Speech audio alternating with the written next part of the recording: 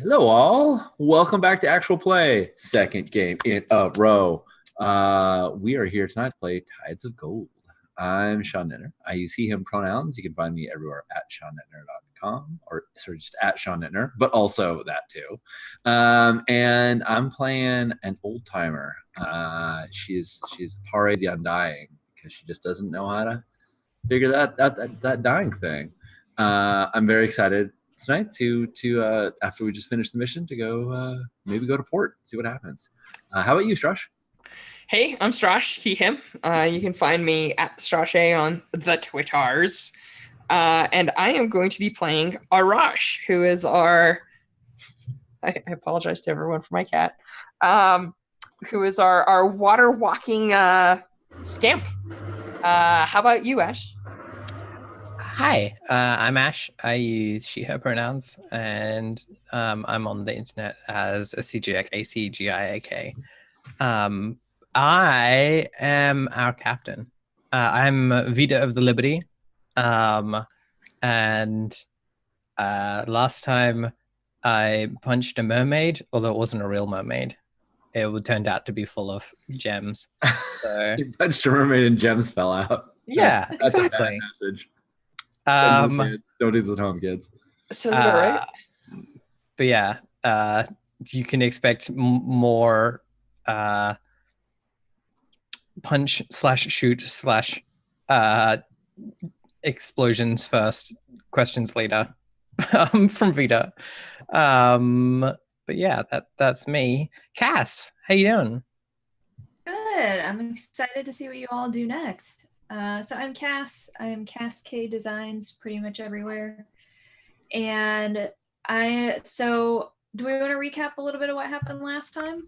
Let me just say one thing. Cass is also the creator of this game. Yes. Just in case anybody didn't get the memo. All right, continue. Sure. We fought a Leviathan. I remember that. That was pretty cool.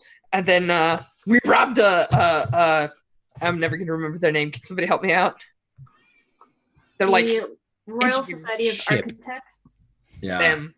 Yes, we robbed them, but good, and stole their gems, which they were hiding in a mermaid.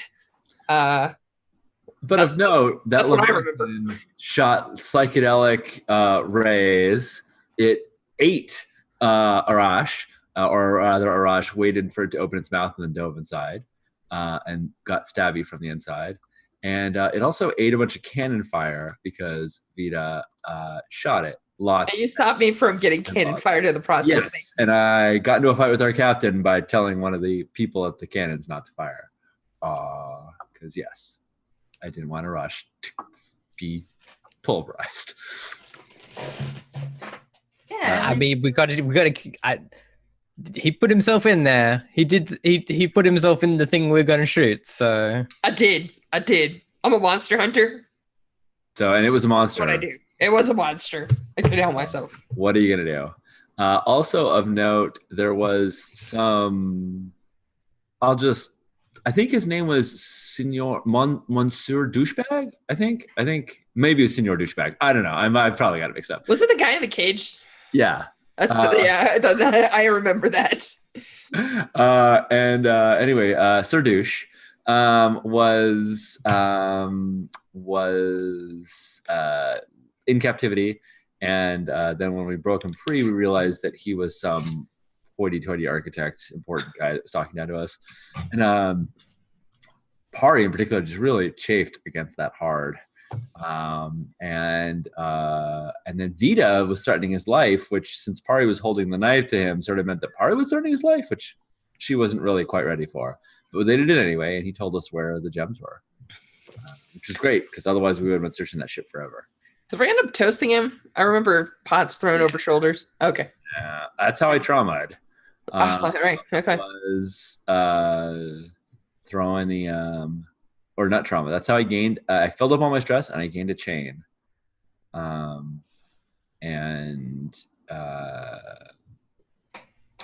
and I think I'm looking at that chain right now to figure out what that is. And so I think our final scene was Arash more or less jet skiing off your ship as you ghost shipped into the night. Right, because Arash didn't quite make it, and so we had to throw him a rope, and he caught the very end of the rope, and we were sailing away, and he was jet skiing on us. Yeah, nice. Gotta admit, normally when I think of like a ghost ship disappearing into the mists of night, I don't think of someone jet skiing behind it. That's not a normal part of the image, but like it works. Yeah. Oh. And that was all thanks to the captain heroically saving Arash through special ability. So I think that was our cutting away scene, was jet skiing into the night with your ghostly ship. And the question becomes what you want to do next. As we were sort of talking about earlier in this game, the only rule about phases is you don't do the same one twice in a row. So you have a couple of different options. You can immediately go back to the pirates and hand them over the gems, but that'll take an odyssey because you'll be going through dangerous waters. You can do downtime at sea, but the one limit on that is you can't seek out your anchor because you're in the middle of the ocean. So you could do things like recover in projects, but you couldn't actually recover from your stress. You can go to port, which are nearby, and do a downtime there. You can go to port and visit the trade market to sell or learn rumors. It's kind of what you all feel prepared to do next. Question about returning the gems. If we do that, I believe the pirates had said, do this job and you're cool with us and you can use this as a launching place. And is that therefore considered a port? Meaning if we return back to do the pirates to turn in the gems, could we take a downtime in a port there? So for mechanical purposes, port is only the 9 big ones because it's also restocking on food, getting water, kind of doing all the ship stuff, which they won't have in their pirate haven. Okay, good to know. So we may want to hold off on returning them gems because we are right next to a port. Of course, we're also right next to a port that was expecting these gems, and I think we left the ship on fire, but they didn't know it was us. That means we'll beat them there. We just gotta downtime fast, that's all. Yeah, absolutely. Downtime fast. I mean, you recall we have like the fastest ship, right? So I think we do. Yeah. That's our jam. That's my vote. Let's see what downtimes are like. Sure, what do you say, Captain? I like that plan. Right. So we're going to downtime fast. So we get sort of just the montage, since you're close by, of you arriving in the port. Your ship looks rather unharmed. It took a little bit of damage from the sea monster, but that was something your crew could kind of just naturally repair. And so for downtime, pulling into the port, the first thing you have to do is you have to pay the harbor master to use the port. So you have to pay your wealth +1. Luckily, you have wealth 0 right now, so that's only 1 coin. How many coins does our boat have? So you all got 4 coin from the last. Oh, red. Yeah, and I just put it on the character sheets. I gave the captain the extra coin. Sounds right. Cool. That's Seems great. So appropriate. that way Captain can pay for the port. Also seems appropriate. Do they accept payment in lead? No, that's probably a bad idea. I mean, you could try that. I'd rather not get into a tango with a whole port full of boats. Yeah. But you're the captain. Yeah, let's pay the money for now. All right. This time we'll So just 1 coin. yeah, let's drop that. And then the next is your notoriety. So how this works is you get notoriety throughout the seas, sort of based on how your operation went. And once it fills up, you're at war with every citizen faction. So the other factions, like the pirates and the criminals, don't really care, but the citizenry will start being at war with you when you fill it. So for our last one, would you say your operation was smooth and quiet with low exposure, contained with standard exposure, loud and chaotic with high exposure, or wild with devastating exposure? I don't think it was wild, but about the rest. I think exposure is a very interesting question here. Yeah. We were out at sea and no one was around to see it besides the ship that's on That fire. was my thought. So yeah. I feel like it was maybe more. I was gonna on say the- contained. I thought standard, but I would go for contain. I mean, there was fire and I was gonna say we did throw pots full of fire. yeah. But in terms of how many people saw it, I think it's I think It was very few. That is few. true. And most of them people that are would have seen it alive, are dead. yeah. I mean, I did some murders, so the Yeah. number of people who saw is now Fewer. dead. That's true. There were 3 people that saw, but there are 3 dead people. So I mean, Sounds there were pretty contained. okay. Yeah. So actually contained is the standard level because it's the idea of you really just went against the people who you were going against. Cool. So we'll give you 2 notoriety, and I will add that to the cruise ship in a second. All right. And then we get to the fun part, which is raids. So in this area you're in the Desideria Sea, everyone is sort of out for themselves and attracted to wealth. So this is where things get a little interesting for you all, because you will roll based on your wealth, and then we'll look at the notoriety column. However, your wealth will go up if you have 2 or more of the same cargo, and it goes up depending on the type of cargo you have. So you all have 2 cargo of precious gems, which is the most precious thing you can have in your boat, which draws a lot of attention from people who are raiding for money. So you actually are functionally going to have 3 wealth for this raid. Awesome. Yeah.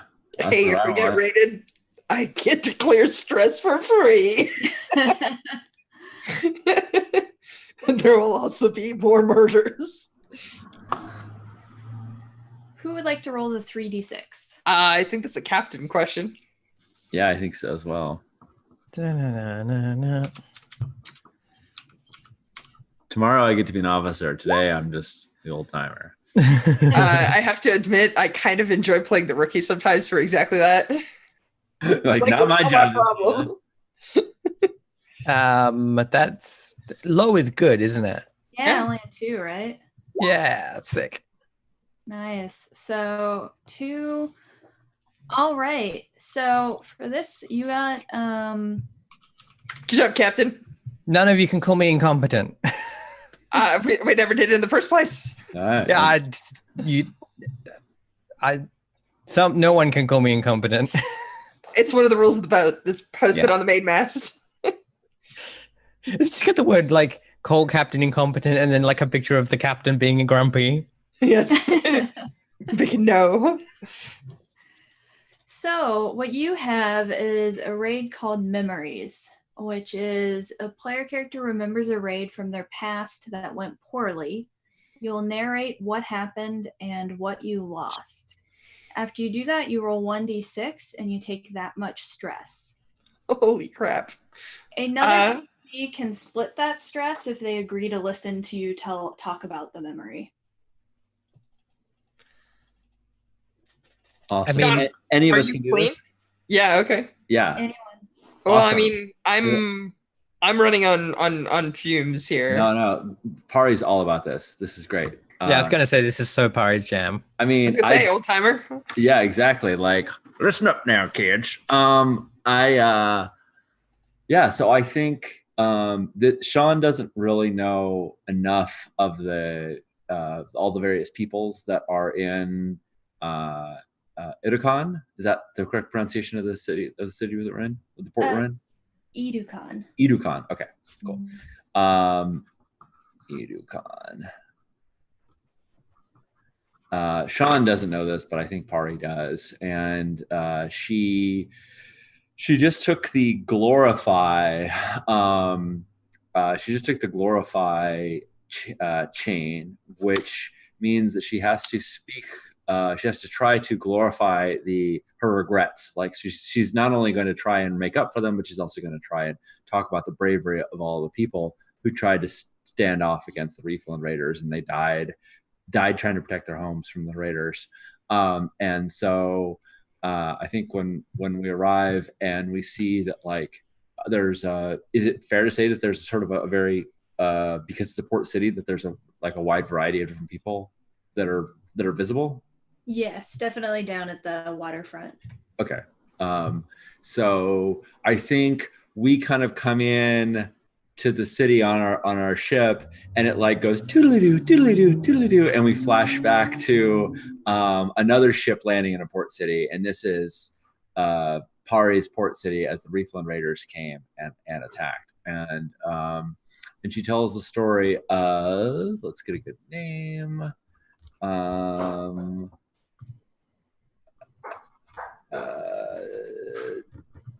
Trilla the Bold, and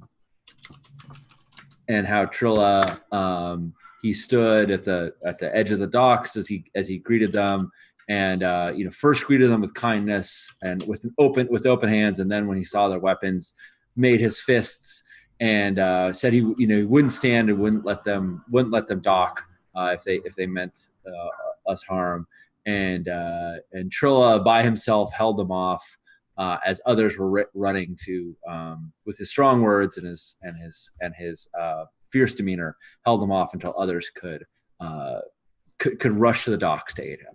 And because of Trilla's bravery, we're able to stand a fighting chance. And I think as we kind of come back, we're landing in the dock, and where Trilla in the story would have been, there's the harbor master being like, pay the money, right? And she's like, oh, how times have changed as we get in. But that's an important character of her story now, and that Trilla will kind of come back as an inspirational figure for her. Of course, in the end, it didn't matter. We all died, but it was a brave moment. Mm-hmm. So yes, I take a D6 stress for calling that story. Yeah, that sounds 100% perfect. I'm 8 out of 9 stress. I just remembered. Nice. Well, I'm at 0 of 9 because I filled up. So. Oh yeah. I'm at 7. So hey. So I am good. All right, Sean. Let her rip. Stress. There it goes. Okay. Could have been worse, I suppose. Yeah. Right. Yeah, and I think it's pretty obvious that when Pari tells the story, she remembers it like it was yesterday. It's not.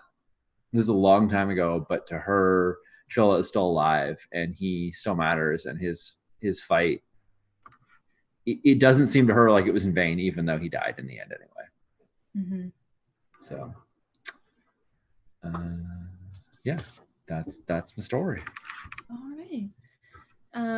And so the captain pays the gold, and I think at that point maybe we would see like the camera view kind of widen to reveal what's called the Infinity Pier.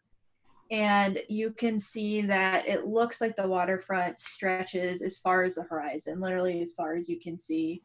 And you see it's almost like there's like neighborhoods for different nations built right on the pier, and you can see that people have sort of clearly marked their area. You can see that like the architecture and the fabrics change pretty distinctly. And in each of those little blocks from the different areas of the sea, you see what looks like almost private security sort of patrolling around. And so there's this clash of the feeling of, traders yelling their wares and trying to sort of entice people, with also this undercurrent of lots of tension between the different groups and sort of security keeping an eye out.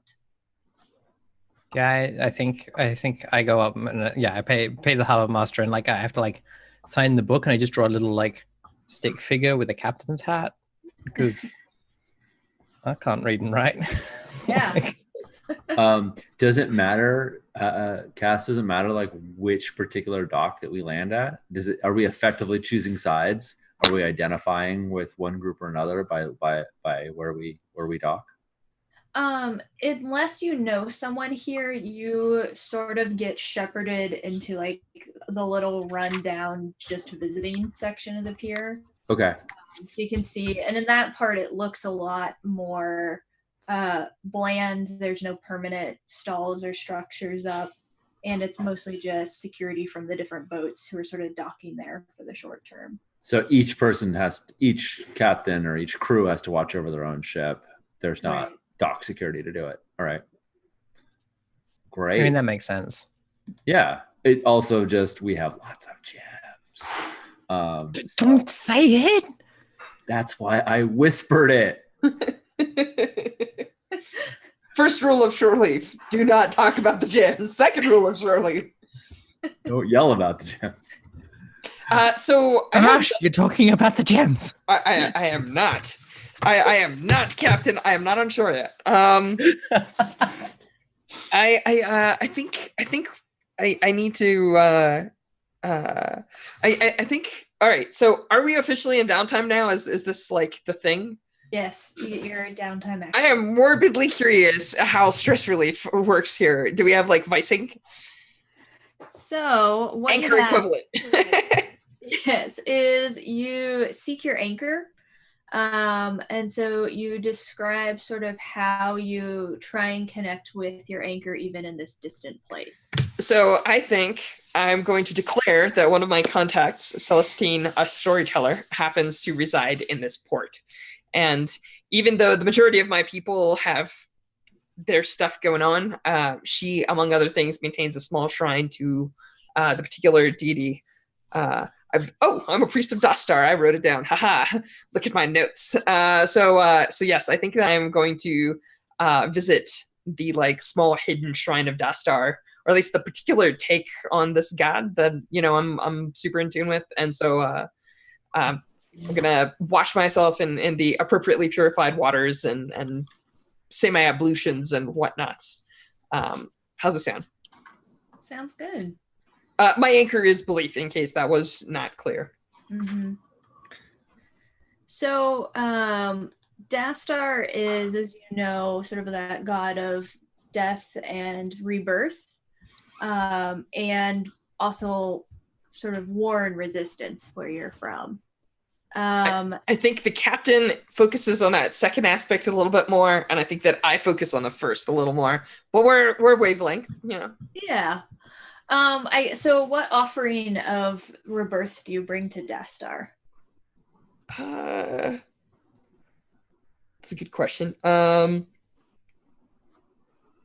think it's probably actually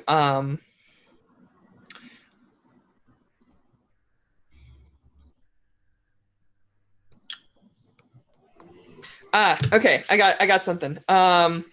It's actually kind of like I bring a piece of the Leviathan that we killed actually, because it died, and one of the things that I do is I richly prepare it as a meal to sort of like nourish the living, right?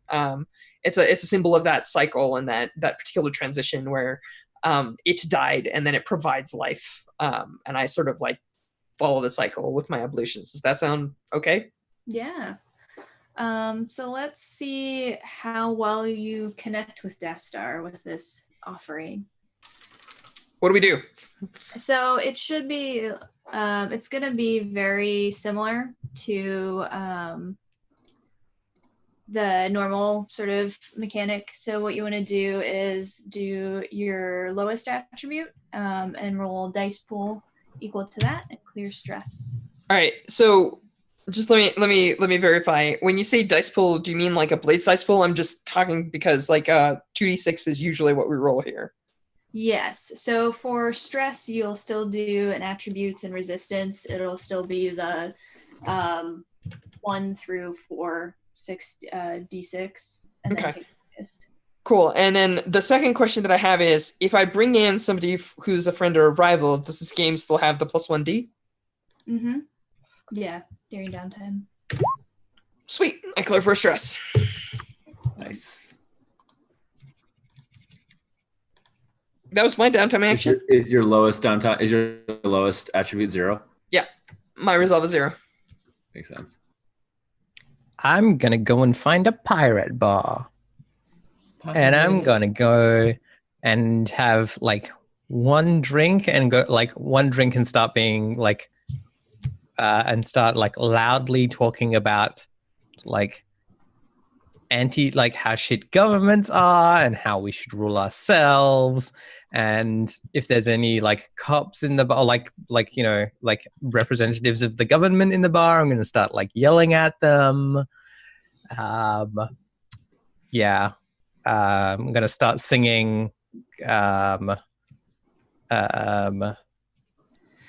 Red and Black from from Les Mis. It's gonna be a whole thing, and everyone's gonna be like, "Wow, she's had a lot to drink," and it's like, that's the plan. She's like, you know what I want to do? I want to go and foment unrest. That'll make me feel better. So I mean, we haven't done enough of that, obviously.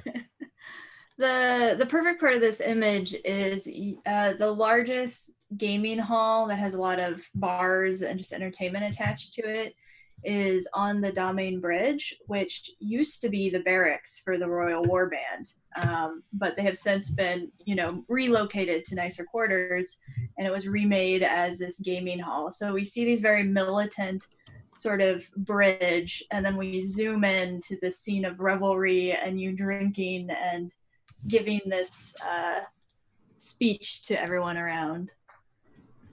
Yeah, I start talking about like they can only fire a musket every like a good soldier can only fire a musket at 3 rounds a minute, and there's more than 3 of us. Just all of these sorts of just things that sound really inspiring but don't actually make a lot of sense. They're actually like, wait, so hold on, 3 of us are gonna. Why are 3 of us gonna die?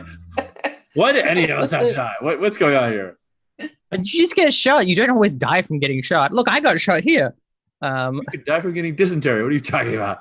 Yeah, exactly. It's better to get shot than to get freaking cholera and poop yourself to death. Do you want to poop yourself to death? Let's go fight the man. Right. Okay, so how many dice am I rolling here? What's your lowest attribute? It is 1. Okay, cool. Banana. Sick. Nice. I'm a clear 4 stress. Takes me down to 4. I'm feeling it. Cool. Right. Yeah. Can someone cut her off? She's really loud and really annoying. She's still on her first drink. Yeah, exactly. Oh, yeah. She hasn't even gotten started. Awesome. I am going to. I know we have milk. Not that I don't like encountering leviathans and watching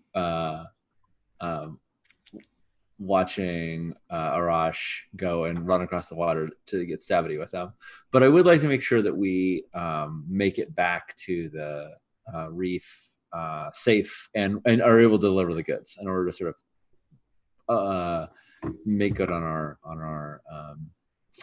promise. So would it be reasonable, Cass, to try and look for someone who's traveled to the reef lands, looking to acquire an asset of somebody who could join our crew as a guide, that, the sort of pocket change that I have is good enough to get them for a trip, and that would help us make the Odyssey a little safer, because I know we're going back, and I know that it's through dangerous waters.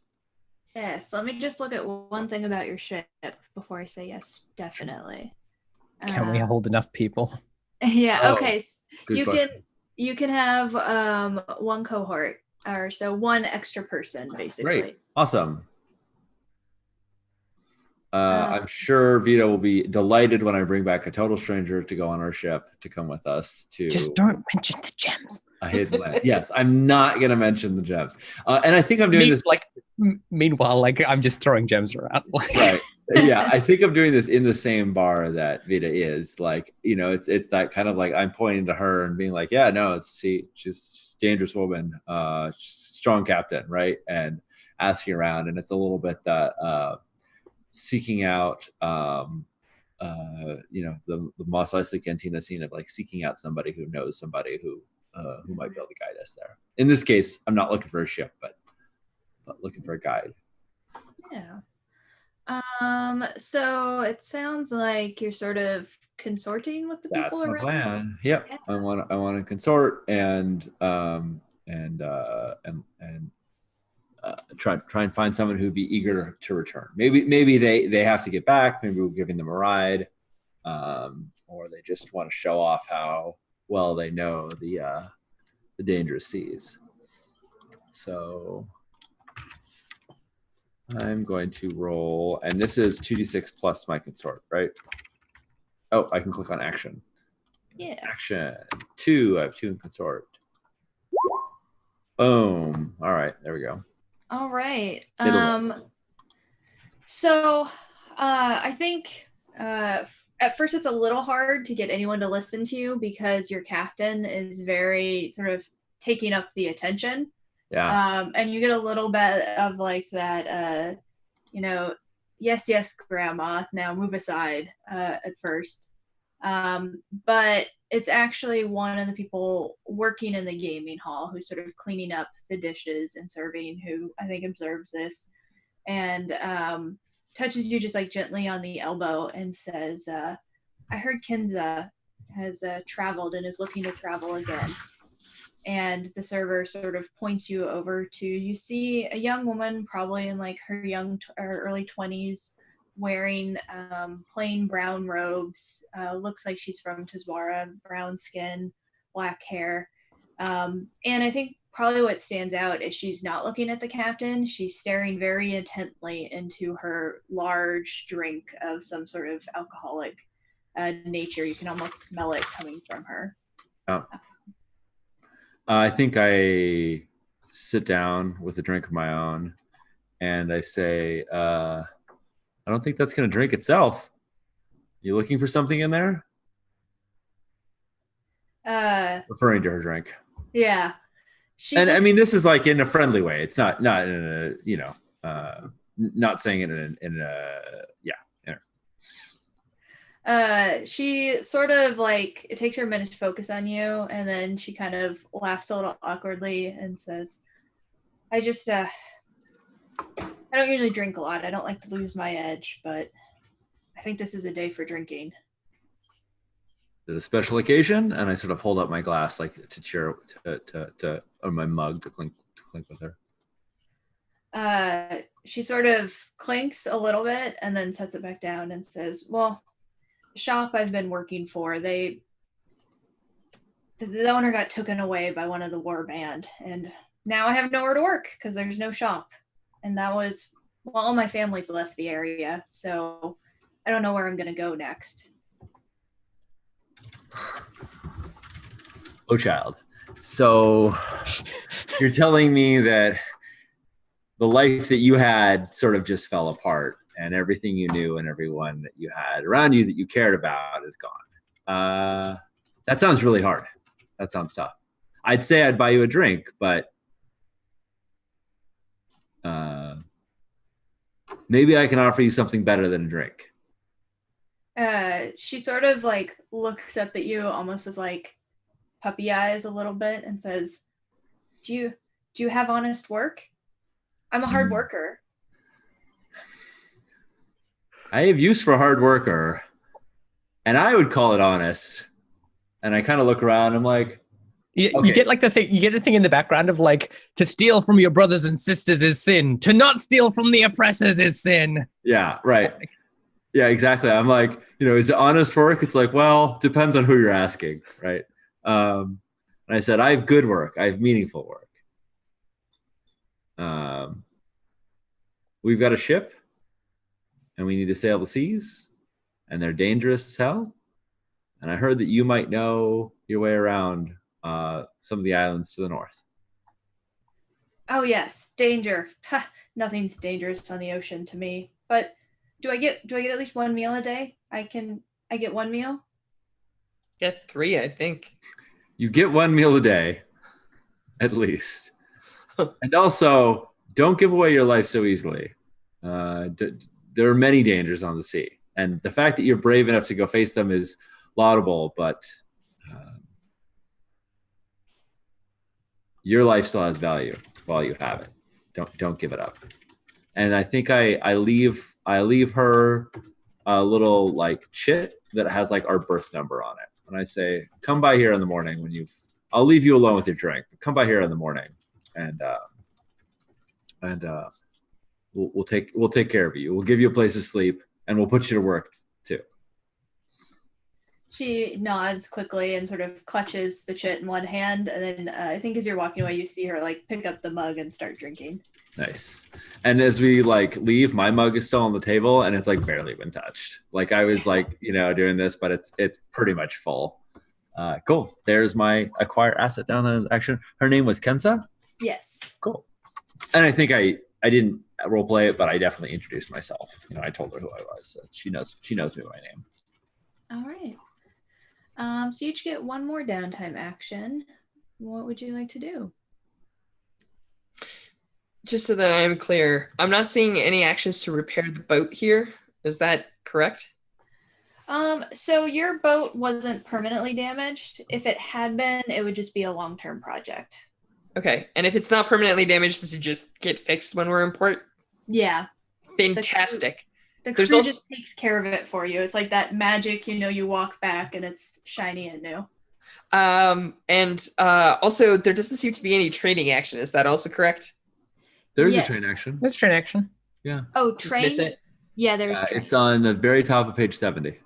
Sorry. I was looking at the sheet in the middle of the thing. Ah, yes. A 1 XP and playbook core attribute can only track each one time. Okay. So the two things that I'm thinking is we should probably try and reduce notoriety just to damp stuff down. And I don't know if somebody was willing to do that or if I should try and do that. I was also not sure if the captain. I'm not going to reduce notoriety. That's thanks. I'm okay. I'm okay doing it. I was going to tend to my anchor, but spend a coin for an extra downtime action still, Cass? Yes.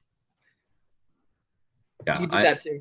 Yeah, I'm happy to spend a coin to do it as well.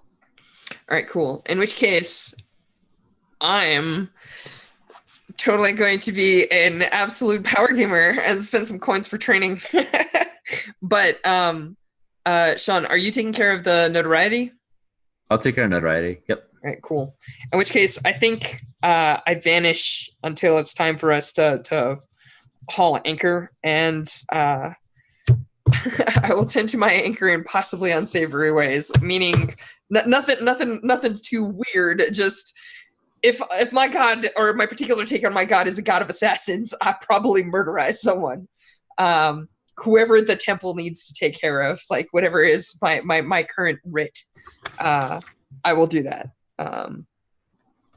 And I think I'll just roll that straight if that's okay. Yeah. So if I roll 2 and take the lowest, my chances of getting above a 3 are slim. So I'm gonna give that a spin. Sorry, I run numbers. That's good. That's how. But not if I roll like that. On the other hand, I am clear, and if I recall, there are overindulgences, right? Yes. So you are homesick. Awesome. So the positive memories and contentment softens your desire to risk life and limb for future gain, and you begin to miss the life more connected to your anchor. So if you can look on page 70, it lists the different options. Boastful, combative. I'm sorry, I'm reading off the sheet that you had in the Roll20. Guilt-ridden, homebound, and restless, right? Yes. I can be restless. Oh, wait, and then I would gain harm. Ha, that's less good. All right, 1 second. I mean... what's our wealth? 0. Okay, so I would have to sacrifice 2 coins if I'm guilt-ridden. Yes. I think that's fine. I'm gonna go to 0 coin. I'm gonna spend my coin and give it to my deity. That sounds fine. I fund the church and I give it what I can, and then.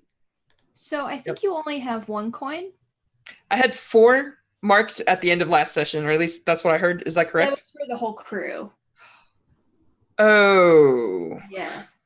So right. You had 1, and Sean I had did. 1, and Ash's character had 2. Okay. I did not catch that. I heard 4. I was like, okay, I have 4 coin. That's not a big deal. I should have 1 now because we spent 1 for. Right. Yeah. That is true.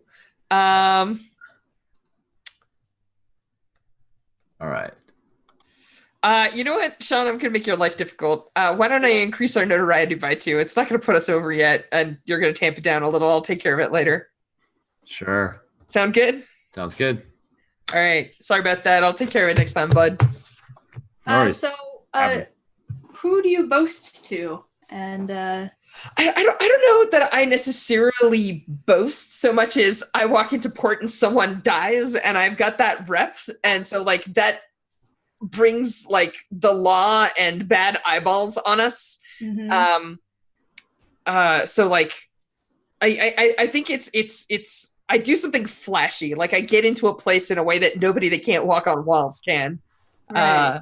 So like obviously I do something that's a little unreasonable and draws entirely too much attention, right? Like it's Mhm. it's not so much that I speak about it, it's that I very clearly give away what I'm doing. I might leave like a calling card. Like I don't know if there's like a particular thing where you like it's the equivalent of a horse's head or a black rose or whatever. Like there's something that is a sigil of this deity that I probably leave at the crime scene that's required as part of the ablution, but it's very clearly me. So Check out Tuxedo Mask over here. right. I Yeah. mean uh, Nice. I like the idea that there's like a sort of clay, like circular symbol for Destan's chosen, and you've like specialized it to add your own signature to it as well. it's baked of I in particular, instead of making it out of clay, I make it out of black glass because it comes from the black sands of my homeland or something. Mm-hmm. Nice. If you're gonna murder people, you have to be goth and emo. That's Yeah. I think that's the rules. Like you got to be an edgelord. So I like that you're so chipper about monster slaying and so emo about people slaying. Like that they're like, well, one is "I'm a religion, lion, the other one I is will fun. kill a person I will murder. Oh, the Mario. Sorry, Arash has layers, you know? Yeah, right. like a parfait. Like a- Sorry. All right, I'm good. Yeah, and I'm gonna spend my last coin for some resolve training, but my non-existent single coin. Continue. Sean, do you want to do another one? yeah, sure. I can. Well, we were going. Do you have one in mind? You want to Well, do I think that mine makes sense as the last one is all. Okay, cool. Excellent. Happy to. Then I am going to go and see if I can smooth things over with the port authorities. You said that there's the Infinity Pier has people from like all over, and I have. I know my background is in culture, and I know people all over. And so I think I want to kind of go back out to the pier. One, waiting for Kensa to arrive, but two, to sort of get the word of like what's going on, and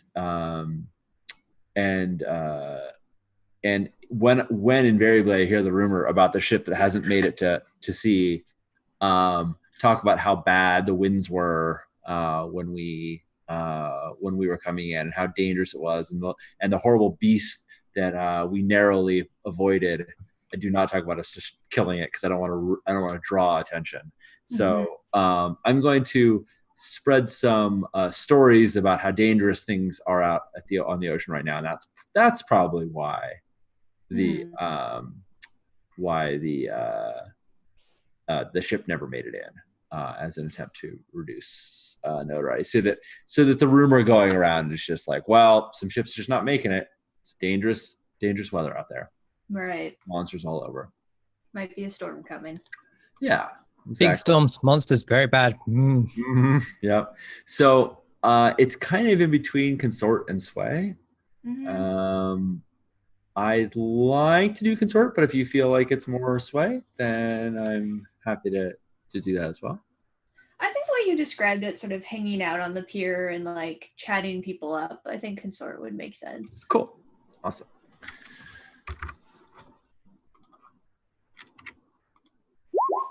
All right. Does not make a difference. Same result either way. Cool. So I'm going to reduce with the 7 to 9. I reduce 1 level of notoriety. So our notoriety goes down to 3. Yes. And I'm going to spend my 1 coin doing training as well. And there's and this is specifically in the form of every time a port authority person like I'm always talking to sailors, I'm always talking to people who like work on the ships or the longshoremen. I'm never talking to authority figures. And as soon as an authority figure sort of shows up, I just sort of this is me like slipping behind into the shadows or training outside. I'm going to train prowess, and I was 1 dot away, so I'm going to fill up my prowess bar. I'm going to take a dot and prowl. Nice. And spend that coin to do that. So all yours, Ash. I'm gonna use my last downtime action to also train prowess because I'm also on 5 out of 6. So, I think the reason that I was like, this makes sense as the last action is if you just spent time like like being like, yeah, no, real bad. It's no wonder they didn't show up or anything. And then I think in the distance we just see like we hear like a boom and we see like smoke like rise up from somewhere, and then we just see me just running down the dock, being like, "Unhook the ship! Start moving! Put the sails up!" As I run, as I like, practice my prowess. Prowess in the form of running and punching and dodging, and trying not to get caught for whatever the hell happened back at the. Nice. Back at the place where I was at some point I was like, we should try this out. Things have gone horribly wrong and I'm getting out of Dodge. Nice. I like it. I imagine the crew has had to make quick departures before, so they're probably ready for you for when you get on. Oh yeah, I was gonna say probably frequently. I think we make more quick departures than not. Yeah, probably yes. Yeah, I can only imagine all of the slip knots that we tie when we anchor, and that at least most of the crew are very familiar with just doing the little whip that unlashes the hook on the anchor, on the anchor, and we're out of there. Yeah, nice. Which is perfect because you're rushing so fast. I think it's not until we're at sea where I'm like, Captain, meet our new crew member, Kensa. Yeah. Like it's too late. She's like, what the fuck is going on? Why is there an explosion? Like, so I'm training. I'm training Rek. I think it was a choice between Prowl and Rek. I think I'm training Rek. Oh, excellent. Good. Yes, I would like it. Captain got Rek. And I just imagine Kenza sort of doing that awkward standing in the middle of the deck, kind of looking around like, where am I supposed to be? Can I stand here? Nope. And shadows you, Pari. And Pari's like, Captain, this is Kensa. And I'm like, Kensa, who the fuck are you and why are you on my ship? As I was saying, Captain, here's a new crew member. She sailed the seas to the islands before and is going to help us dodge any trouble we might run into. Oh, knowledgeable, excellent. Hardworking, and just wants 1 meal a day. But we're going to give her 3 anyway. And I'm like, good. No problems with crime. She sort of looks around. She's like, no, I don't do crime. I'm not. Oh, you do now. Don't worry. And like, she didn't mean you don't have any trouble with the authorities. She means you don't have any trouble, and it's okay. You'll figure it out. It's okay. You're a good kid, Kensa. Yeah. All right. And so it sounds like the next thing would be sailing back to the pirates in the reef. Yeah, we're gonna do an Odyssey. Yeah. Leviathan. Sorry. I don't think I think you realize we're able because we're doing a different color sea right now. We're not in Black Hex Sea where we have to at least get into Black Hex Sea. Yeah, but there's some number of hexes that you can travel before you have to roll, if I recall. And for black, it's 1, and for blue, it's more than that, I think. So we may get a different table to roll on. That's all. Yeah.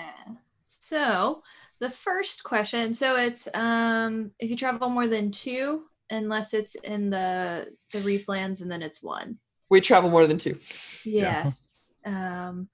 So the question is gonna be, to start with, what's sort of your general plan to make the journey safely? This is the decision between the assault, stealth, transport, deceive, occult, or social. That is. I thought that was the score. Sorry, I'm No, trying it's to the find same for that. Odyssey. It's the same for Odyssey. Okay. I think it's stealth. That's what we good at, right? Yeah. We're not shooting our way through the seas. We're not. I mean, Yeah. we're like leveraging our speed and our sneakiness. Unless Yeah, somebody I think- has a different plan, which, you know. No, I'm possible. all about it. Yeah. Stealth, avoid interaction. Primary trait is size. Yep. Or teeny. Or teeny. Yep. Houdini. Thank you so much. I was thinking it. I was just trying real hard not to say it. All right. So we're gonna determine your modifiers. Are you using your ship's strongest feature? I believe we are. Let I me need to find that ship. Oh wait, transport. Navigate through the most efficient path. Primary trait is speed. That was is what the- I was. That's what we did last time, Right. Okay. which I thought was the Yeah, I thought it. I'm sorry. I may have messed I up. mean, it makes sense. I can see getting those. Throw those up on Zoom. I mean, stealth is fine. Let's try something different. If it's Yeah, let's do that. terrible, it's cool. It'll be fun. I don't care. I'm sure it'll be fun. Yeah, and you have ghost ships. That gives you an advantage if you. Yeah. know. Yeah. It's Yeah. gonna be awesome. So we don't get our ship's dominant trait. No. Are you ever more than 2 hexes from land? I guess this is where you choose your exact route. From Edukon to the little. How? I So don't think we can, unless we go like. I mean, we could go like way out, but as long as we're hanging close to the islands, I don't think we. would no, have- we're never more than 2 hexes from land. Yeah. So I think we're gonna get +1 there. All right. And ally or patron is assisting. And Yes, that is. we have somebody. We have Kensa assisting. Mhm. She came on as before. Weakest trait. I don't think for stealth, the size is going to be sort of your weakest. So we're not huge. I would imagine that would be the weakest trait for stealth, is if you're trying to be stealthy as like a Yeah, giant a galleon. barge. Your route, it doesn't make much of a difference, so I assume you're taking the directest course. Yeah, I think we're gonna take a straight shot. It'll still keep us within 1 hex of. Yeah. Yep. And then a faction is interfering. I do think, even as speedy as you were with downtime, the Royal Architects are one of the most powerful factions in the area. So I think there are people out looking. Sure. So it takes a little bit extra, but that still puts you at +1. Cool. Sounds good. So who would like to roll 2d6 + 1? Captain. Boop, boop, boop, boop. Boop, doop, boop, boop. You also got the action button. I don't know if you remember, but That's right. That's that's- right. That's right. if you want the You macros. got the cool macros. The curse, the whatchamacallit, the architects slowing us down. Those bastards. Cool. I mean, Does that mean we get to? That's pretty good. Yeah, that wasn't a 4. So Yeah, Right, it was right. above a 6. Well, whenever you miss by 1, the thing that gave you -1 to the roll, yeah. it's their fault. Curse these architects. Arash, as our resident monster hunter, could you please roll me a 1d6? F yeah, let's go. Best day ever. More monsters. God damn it. Oh, wow. Yes. Oh, great! I love it. We're in zone 4, right? Yeah. Let's go. So you roll the highest result that you can get on the most dangerous place you can get. So, Nothing could go wrong with this. There's a reason that I chose Wreck instead of Prowl. yeah, it was a good choice. Believe, Cap. One thing that you've traveled the seas enough to know, is while officially the Sea Raiders were defeated, there are rumors that they retreated to their home in the Reeflands and that there are still Sea Raiders about.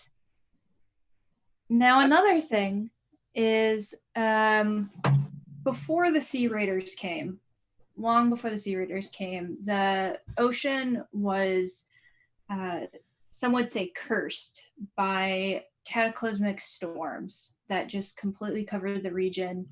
Anyone who went more than a league off coast just died. And they were called the firestorms because the sky would get black and fire would rain down. And they have also faded over time, which is part of how people were able to start trading. But during the dark moon, the firestorm comes back. And perhaps you've always thought that you can time it and it's only to the dark moon, but you're entering into the Reeflands, which is the land of monsters and magic and Sea Raiders. So I almost think we get a cut back to Pari saying, oh yeah, it's really dangerous on the waters. The ship probably just disappeared. Maybe a storm's coming. And then we cut back to the current moment. And I imagine, would you say that Vita during the day sort of stays on the top deck, keeping an eye out on things? Oh yeah. She's like whenever we're like, she's either playing cards or like being restless and like checking things. That's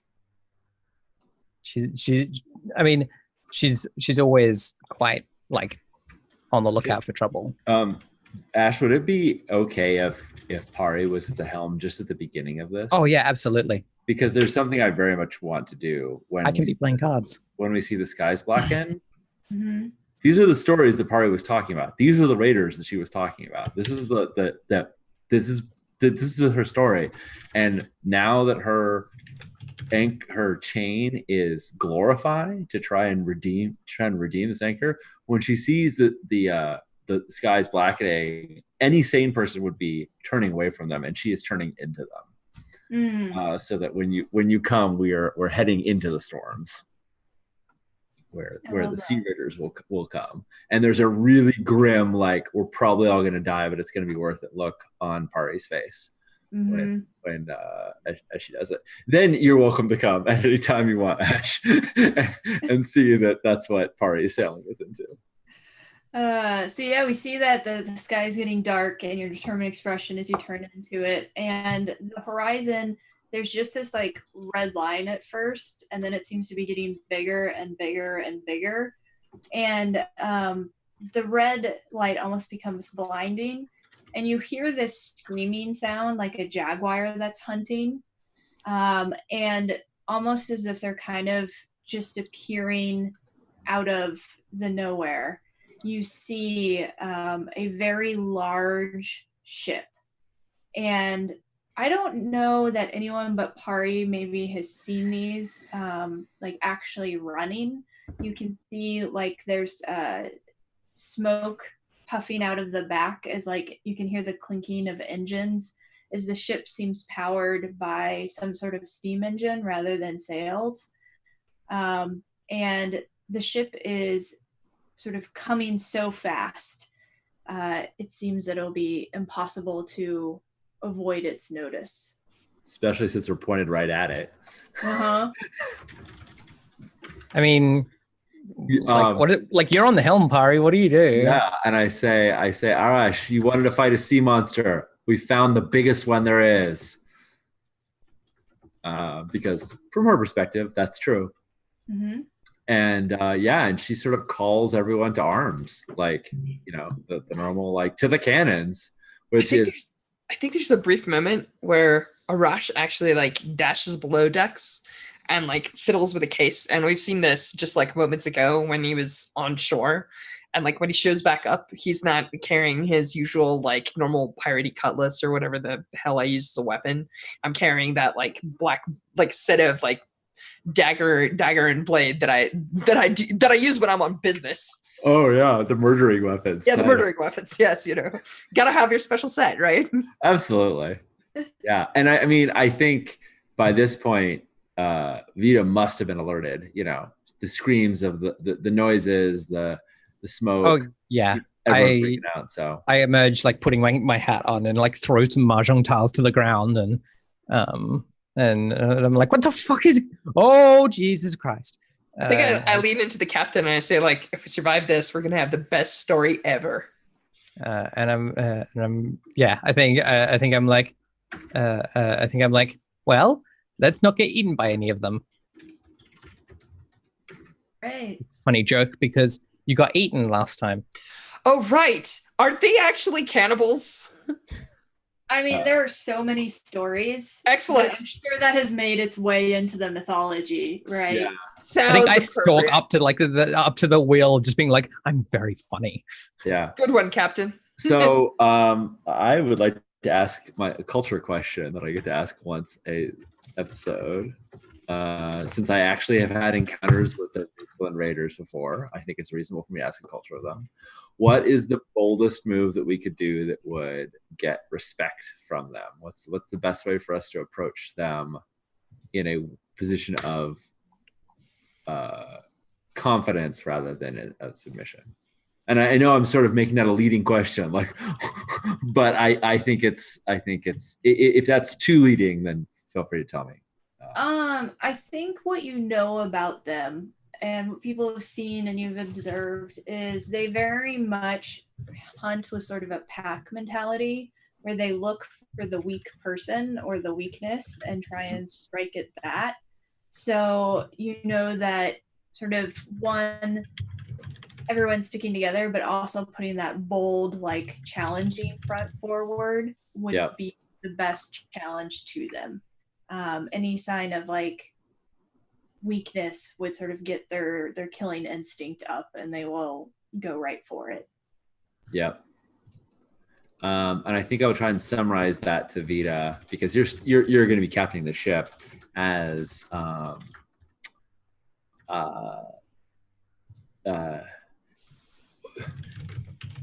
treat them like you would Imperial scum, and maybe they'll let us live. Do not relent, do not yield, don't show them any sign of weakness. I turned the helm of the ship towards them as and then call for all sails to be unfurled. Nice. That's I think at this moment we're actually going to go into ship combat, which is a little bit different. How it works is each of you choose a general job that you're in charge of. Boarding. There is gun deck, so the options are helm, so you're in charge of driving the ship and navigation. Gun deck, in charge of weapons. Ship's crew, in charge of damage control and helping wherever you're the most needed, so sort of helping out other people. And then if you go up into the crow's nest, you're in charge of providing information and planning the best route, so you can sort of set up other people. I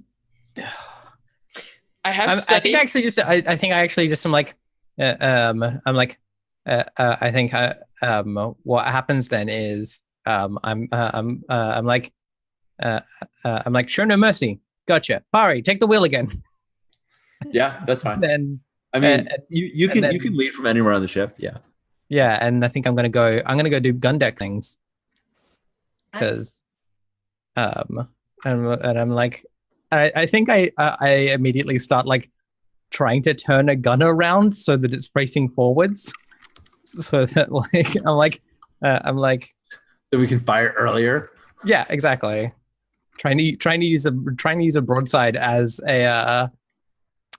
I mean, we might have one on the bow of the boat, right? There might be one that's up there, or they might be on wheels, and you can roll it to the bow, rested on the bowsprit, right? I mean, we're a tiny ship. I don't know that we have like lots of guns to spare. Probably not.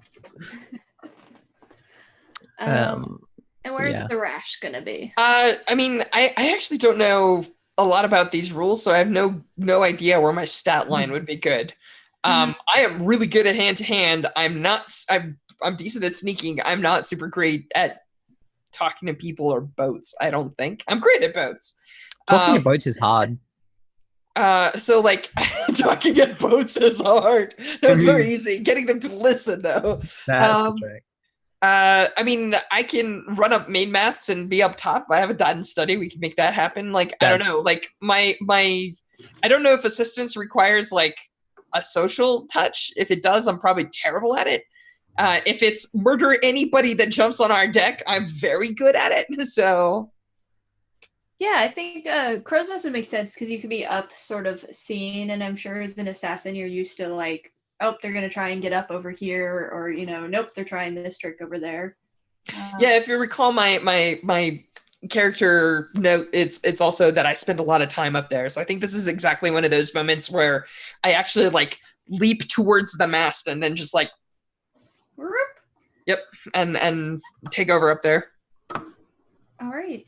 So since it's the first time we're doing it, this is the one part of the game that moves in rounds, and each of you get one action per round. You can take an action that matches whatever your combat job is. You can give your action to another player character, so sort of seed what you're doing so they can take two.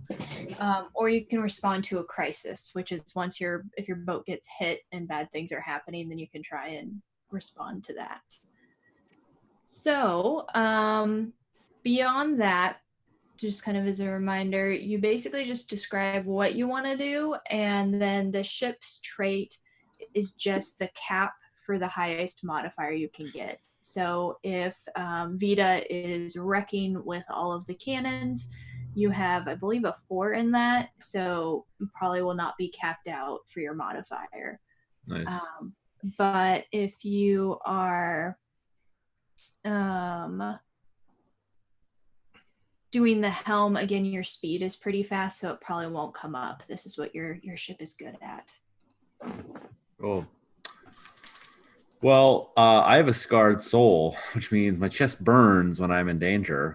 When threatened, you act first. So I'm going first. I'm just declaring that right now. And I want to get us under. They're a big old galleon. They're way tall. They're way bigger than we are, and I think that also means they're way taller than we are. I want to get inside. Like, I can't imagine that their guns are at like water level. They're probably up higher.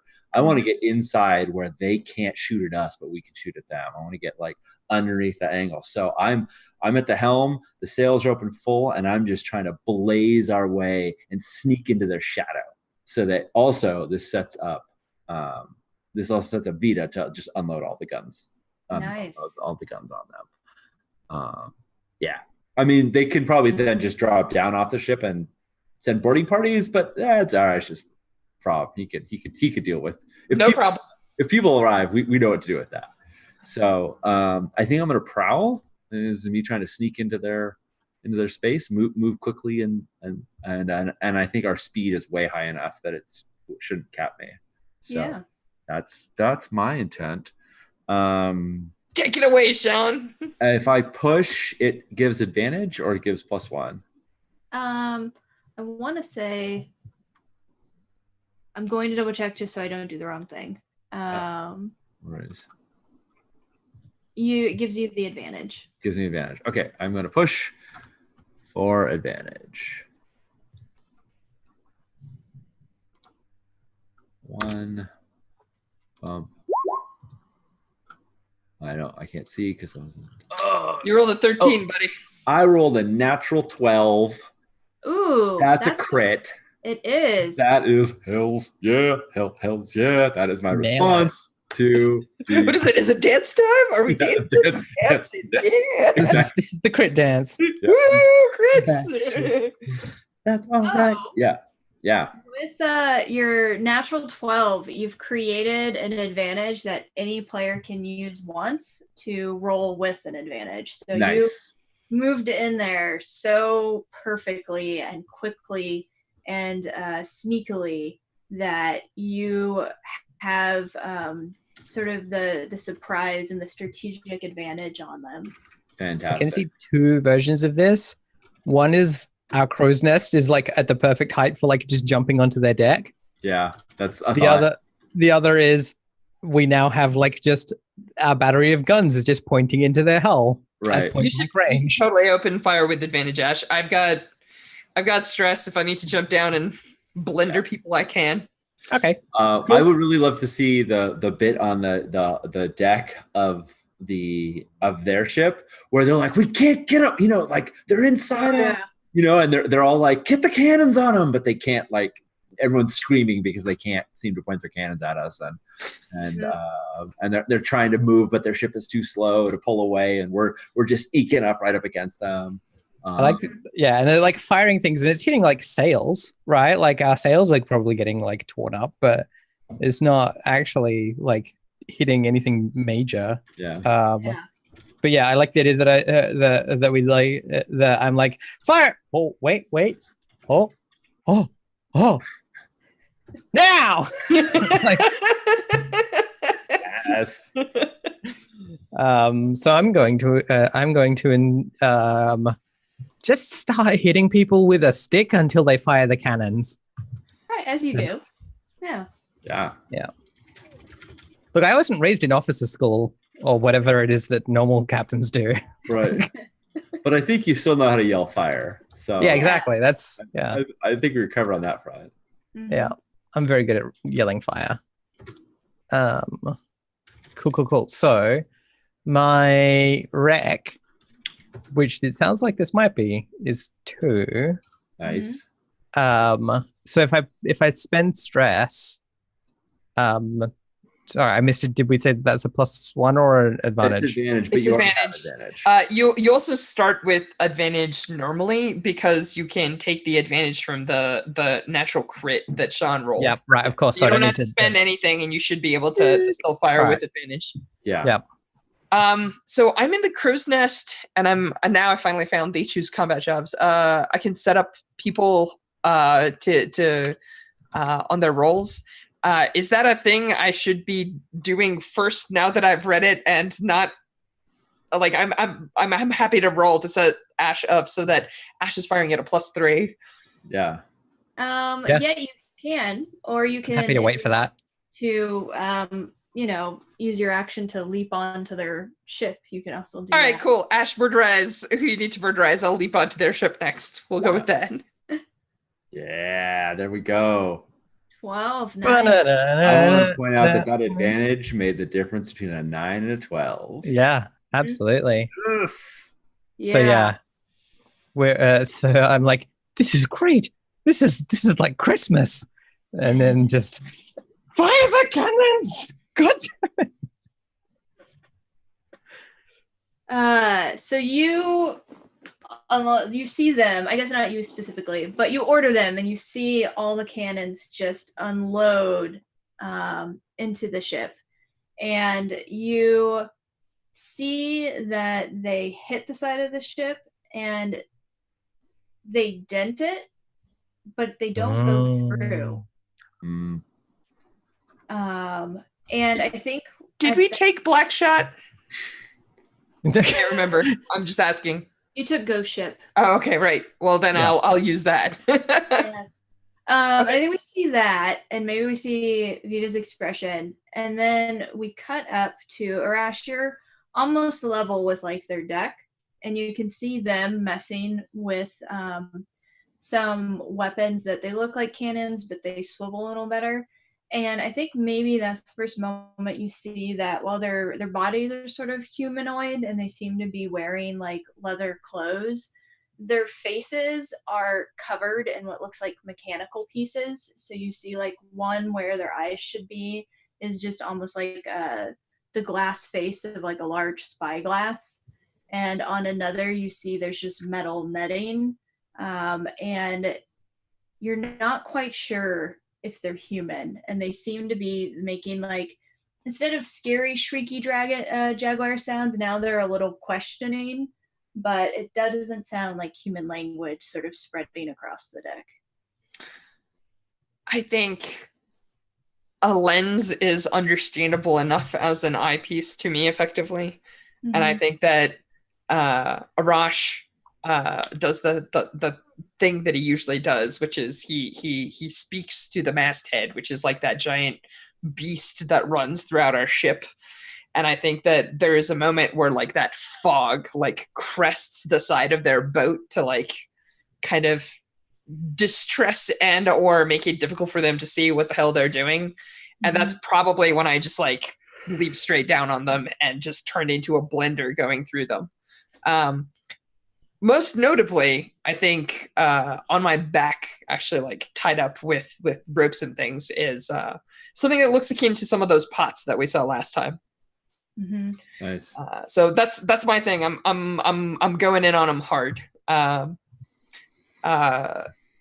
What is that, a skirmish?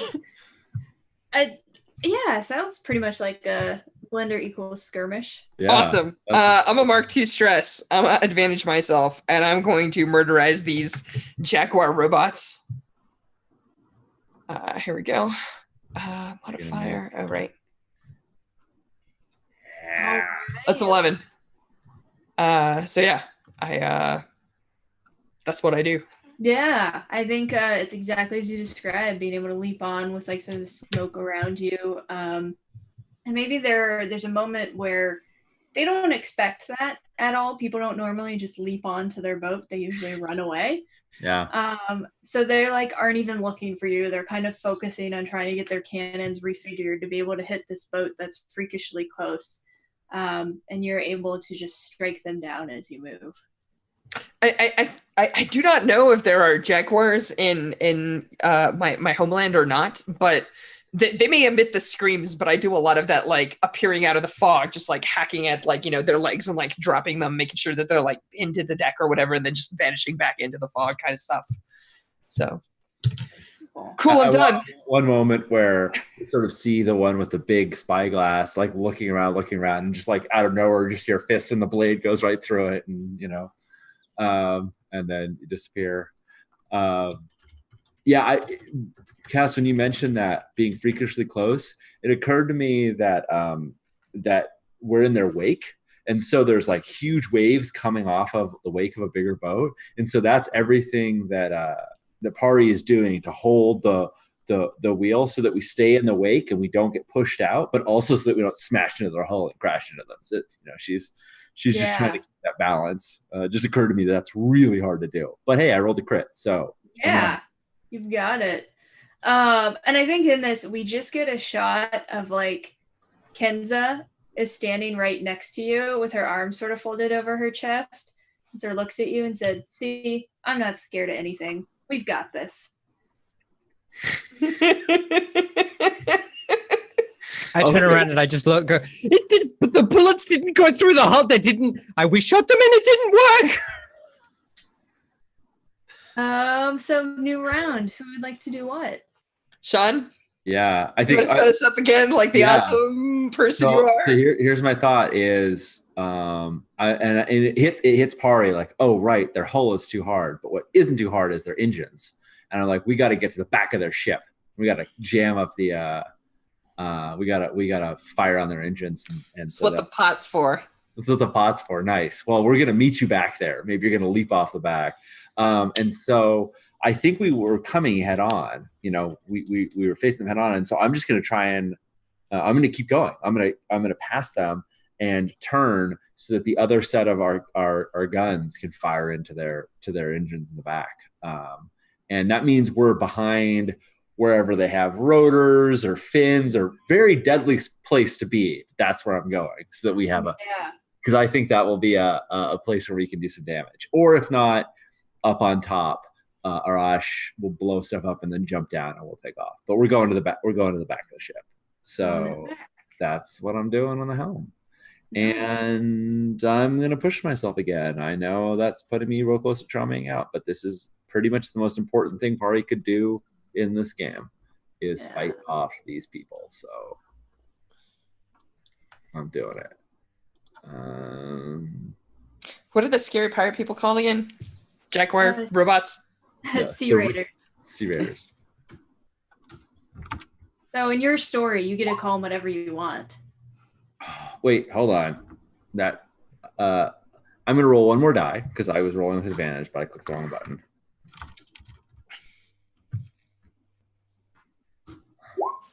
All right, I'm taking it. 11. Yeah. 11. Yes. Nice. So there is definitely, I think, that harrowing scene of like the wake pushing you out and you steering back in, and that taking you very close to these huge rotary fans or blades, and then sort of aiming out and then pushing back in. Yeah. And you just see Kansas standing there, sort of nodding at you, like, "Yes, this is the right thing to do." And you're able to that much. angle around to see the large engine, and you can kind of hear like the squeal of gears turning and see just like smoke that smells terrible pouring out. Yeah, I think normally Pare has a scarf that she normally wears, and when we kind of cut back to her, she's pulled it up over her. It's it's not going to block it out completely, but it's almost as though she was prepared for this, and she pulls it up over her face. And and she's squinting. Her eyes are all bloodshot and red because it's all the smoke, but she's just doing everything she can to hold that place so that Vita has a shot. Nice. All right, Vita, would you like to act next? I'm a spend some stress and maximum power guns. Yeah, I think that's the plan. Do it. Yeah. Good luck. Advantage up. Modifier is 2. That's a 9. It's not bad. Yeah. So, since it's a 9, you get to pick. Either your ship starts taking damage, or there can be what's called a crisis, which is sort of an event happens that puts it can put the crew at risk, it can put your cargo at risk, like basically something goes wrong on the ship. I think taking damage makes sense considering that we're like right up in the like ugly bits of the ship. I can imagine some of the shot like ricocheting or like a broken fan blade flying off and a broken rotor like flying off. Actually, I know what the damage is. The damage is I take one of the cannons and turn it around and shoot it at our mast to make it go into the like blades of their engine. I'm like, I'm like, this'll work. It's fine, and just start using our ship as an active like. God, this is not how you sail. This is fun. It's great. Love it. You know what? If we don't like it, Shad, we don't have to follow this captain. We know that our captain's going to also, these are sea raiders. I mean, like, they are. I'm just saying, I want a mast at the end of this so we can still sail away. But you know what? Actually, I mean, we've got oars. Pari isn't thinking that way right now. Absolutely. Go to town. Jam up that garbage disposal of rotors until that's the plan. Yeah. Okay, so we're taking damage. Yep. Yes. So each round it will increase by 1 unless someone spends time trying to repair it. Oh, I didn't know that, but that's okay. That's great. It's fine. You got this, Captain. I believe. Yep. So I think we see that, and then we cut over to Arash. What are you doing next? What's the situation on the Sea Raider boat? Because at this point, like, their engines are shredded, plus they have a mast on them, and a whole bunch of their gun deck is like down. So, like, is there like a captain figure? Like, do they get led, or do they just have directives? Do they know what's going on? Is their ship like badly damaged? Are they trying to flee? What's their attitude there? I think what probably strikes you is it seems disconnected in that so you've taken down some of those people by those cannons, and when you look around, it seems as if they're all continuing to do everything unfazed. So you can see some others, there's cannons on the other side, and you see they're starting to sort of wheel them towards the back. You can see some scurrying up the mast, and a few going back towards the engine. It feels almost like clockwork in how they're sort of interacting and going and responding to things. But there doesn't seem to be like a guiding hand. Like obviously they're moving like chess pieces, but they're not. There's no chess player here. Not that you can see right away. You No, it's cool. That's cool. So Yeah. you mentioned that they were wheeling cannons. Is that correct? yes. That also tells me that they have things like gunpowder. Mm-hmm. Yeah. I think there's going to be a hell of a lot of munitions being set off in short order here. You're gonna go find their gunpowder stash and Oh yeah. That's exactly it. Is I'm just like being the ghost, right? Like they're ignoring me. They're doing their jobs. Red. I'm ignoring. Well, I'm not ignoring them. I'm like paying attention in case somebody tries to murder me. But like, I'm looking for their gunpowder stash and being like, all right, if we can't pierce it from the outside, I'm gonna try and blow it from the inside. That's exactly what I did to the Bloody Maw. So like, Yep. I'm like, I understand this. You are a monster. These are not individuals. They're part of your organism. Let's do it. Right. Chopping away at the tentacles doesn't do any good. You got Exactly. So I see the ship as the monster it is, and I look for its weak spot. So do I see that? Shall I make a rec roll, or do you want me to make a study roll and then do a rec roll next turn? What's a good way to handle this? It sounds like a sort of a study or survey to find the ammunitions. Cool. Unless you want to just be sneaky prowling around the entire ship for them. I am pretty good at sneaky. I have a question. Go. I guess you're interpreting this as a beast, but it isn't technically, because if it was, you can once per game ask a question and just know the answer to it. Like, I so guess if this that's is a true. monster, So you should. I wasn't actually trying to metagame this. I was just being cool because my title is Monster Hunter. But could I ask a question like, if this were a monster, where would its weak spot be? Well, they are in fact monsters, so you can.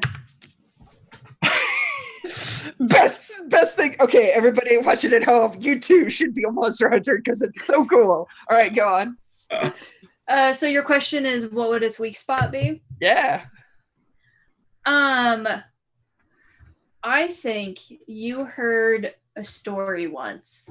Maybe this was back when you were at home, and I imagine even pretty young, and talking to somebody who had survived fighting the Sea Raiders. And they had pointed over to some flowers and said, they're just like those bees. Every one of them has a queen. That's what I was looking for in the first place. I just didn't spot her. Cool. So I think that's it, is right. Like I'm looking for where the queen is, right? Like I'm moving as fast as I can through the ship because like I understand now. Like I see it all as one, and I'm just like, rad, where's your brain? So like that's can I find it? Is that a thing? I think it'll take a roll to find Awesome. it. Let's do it. Yeah, do it. No, F this. Like, you know what? It's fine. I want to spend some stress. Let's advantage the shit out of this. I want to be a good spot when I do some murderizing. I think I'm definitely doing the prowl because not only are they largely ignoring me, but I think I'm coming at angles that they're not expecting, right? Because like I can run on ceilings and then like through the fog and all this other stuff. So I'm like moving down pathways they may not anticipate. Mm-hmm. So let's do it. Nice. Boop, pada, boop. We're just throwing all the stress 9. into this fight. Nice. Although, here's a question. I am acting on information and like my crew's supporting them and distracting everyone. Would I get a +1 forward? If not, it's okay. I just figured I'd ask. Yeah. I think the reason I'd say no is because they're so well coordinated. They aren't very distracted. Okay. So I think what happens is you are doing your sort of, jumping to the ceiling, disappearing into the smoke, coming up maybe through a grate, like kind of that just like appearing in different places. And you find under the first deck, there is a round room made of what looks like all glass. And you see sitting in it is one of the Sea Raiders, but for her head, she doesn't have just like one lens. It's like lots of lenses all over. And you can see her hands, each one resting on a black stone as she's sort of standing there. And I think we see you seeing that, very intent. And then the camera swings to the left, where there is a very large Sea Raider with like a double scimitar standing guard. The Praetorian Guard. I am prepared for this. And then it swings to the right, and it looks like they're twin, and they are both focused right on you. And you can see them drawing their double scimitars.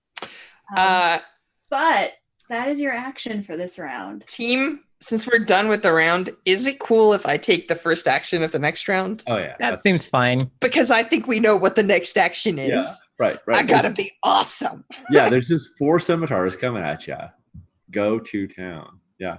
I drop my one blade because I don't need it.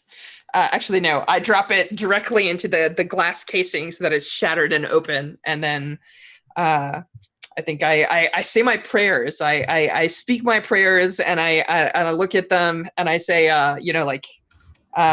you face the son of the Dayuka. Let's see which one of us, remains standing at the end of this. And I spend my 2 stress. I'm advantaging. I'm +3 freaking skirmish here. I'm gonna give him everything I got. Nice. Oh, and I roll like a boss. So like a boss. Oh yeah. I think there's right. It's one of those if it's okay with you, Cass, I think it's gonna be a Jason Bourne moment where I basically I'm turning into like a series of like spinning blades and like parries, and basically what I do is I get them to attack each other, right? Like as they're striking with their Sea Raider weaponry, I'm turning it and using it to actually like get the 2 of them jammed. And like once they're jammed in, I think I grab the Chekhov's pot and I throw it right through the hole at the creature there. And before I vanish and run back to my crew, I have to ask, are those 2 giant black gems her hands are on valuable? Should I grab those, or are we like full up? No can do. I mean, they look very, very shiny. Awesome. Very wealthy looking. You're saying magical words. I'm just asking if I can take them back to my boat or if it's too much. You'll have to figure out how to detach them from the pillars they're on. So that'll take a moment. But... Awesome. Other people do actions. I've done all with the awesome I can. Yeah, you've done some pretty good awesome. So we cut from that back to you all behind the engine. Mm-hmm. What do you do next? I'm thinking either Pari is going to try and keep the ship from catching on fire and deal with this damage that we're incurring, or if they've got the cannons close enough that they can fire on us, she's gonna do another evasive action to make it difficult for them to give a shot. So it sort of depends on how close they are to being able to fire on us now. Yeah, they you can see they haven't all arrived. We know from having sort of seen the ones that are coming, but you can see 1 or 2 are starting to sort of roll up to the side of the ship.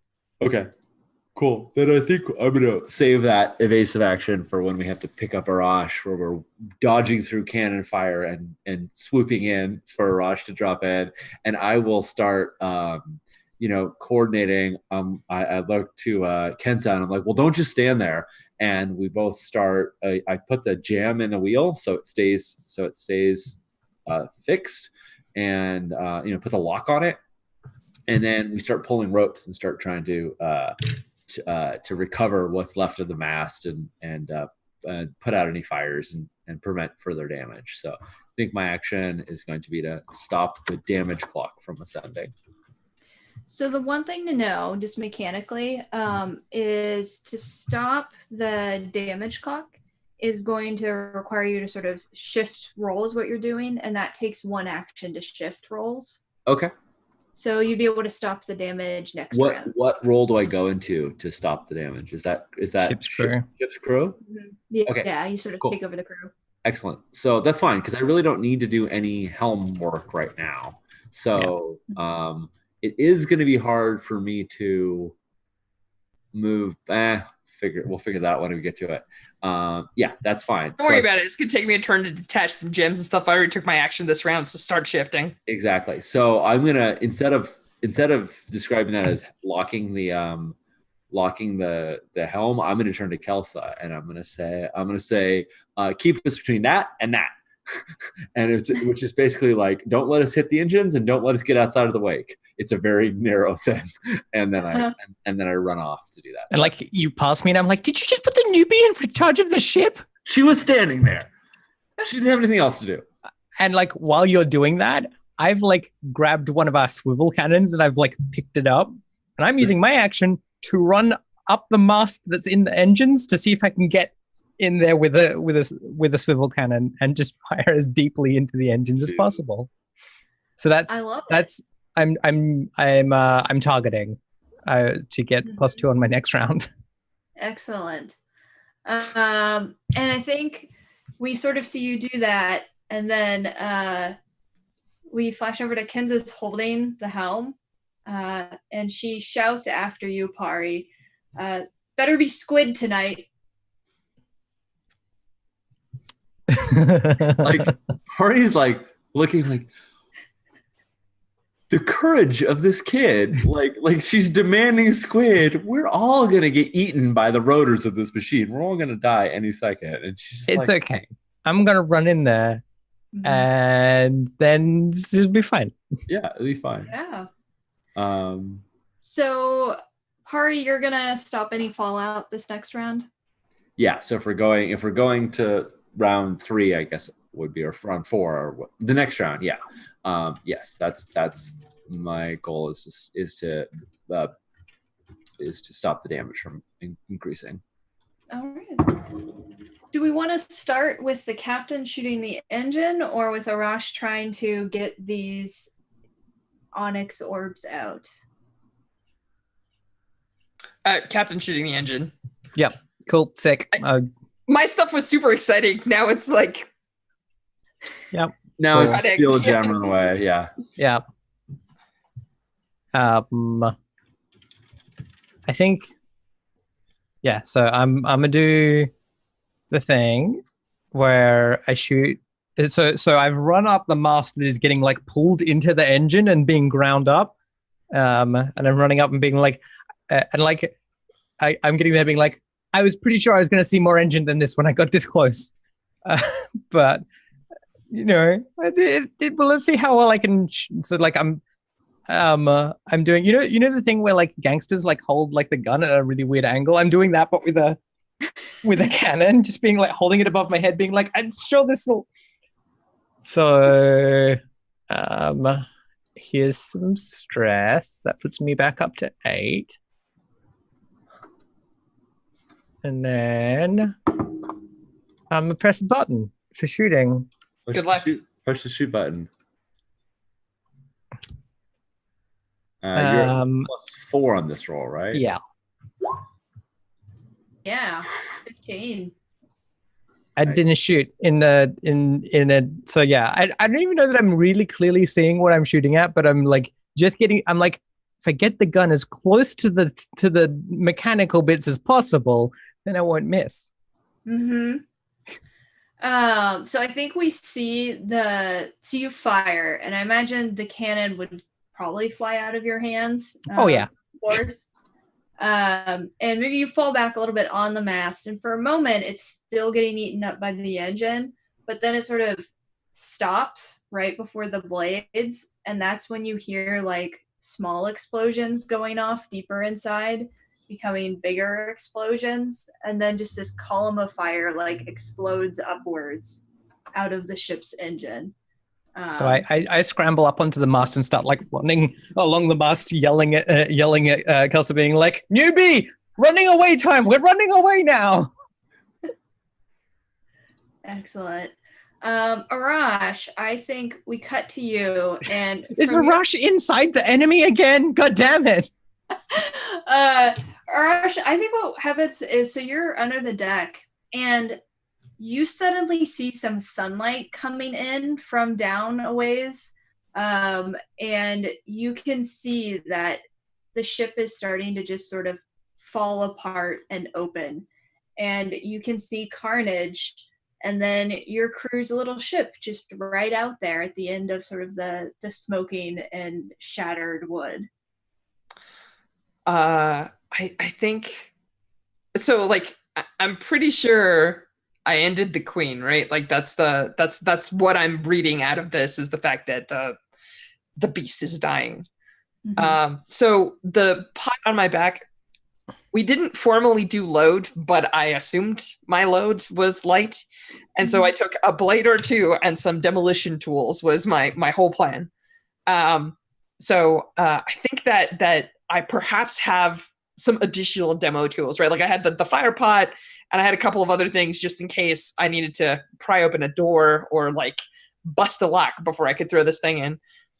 So I think what I'm doing is I see this whole thing falling apart. I'm like, it's cool, it'll sink, but I'm, okay.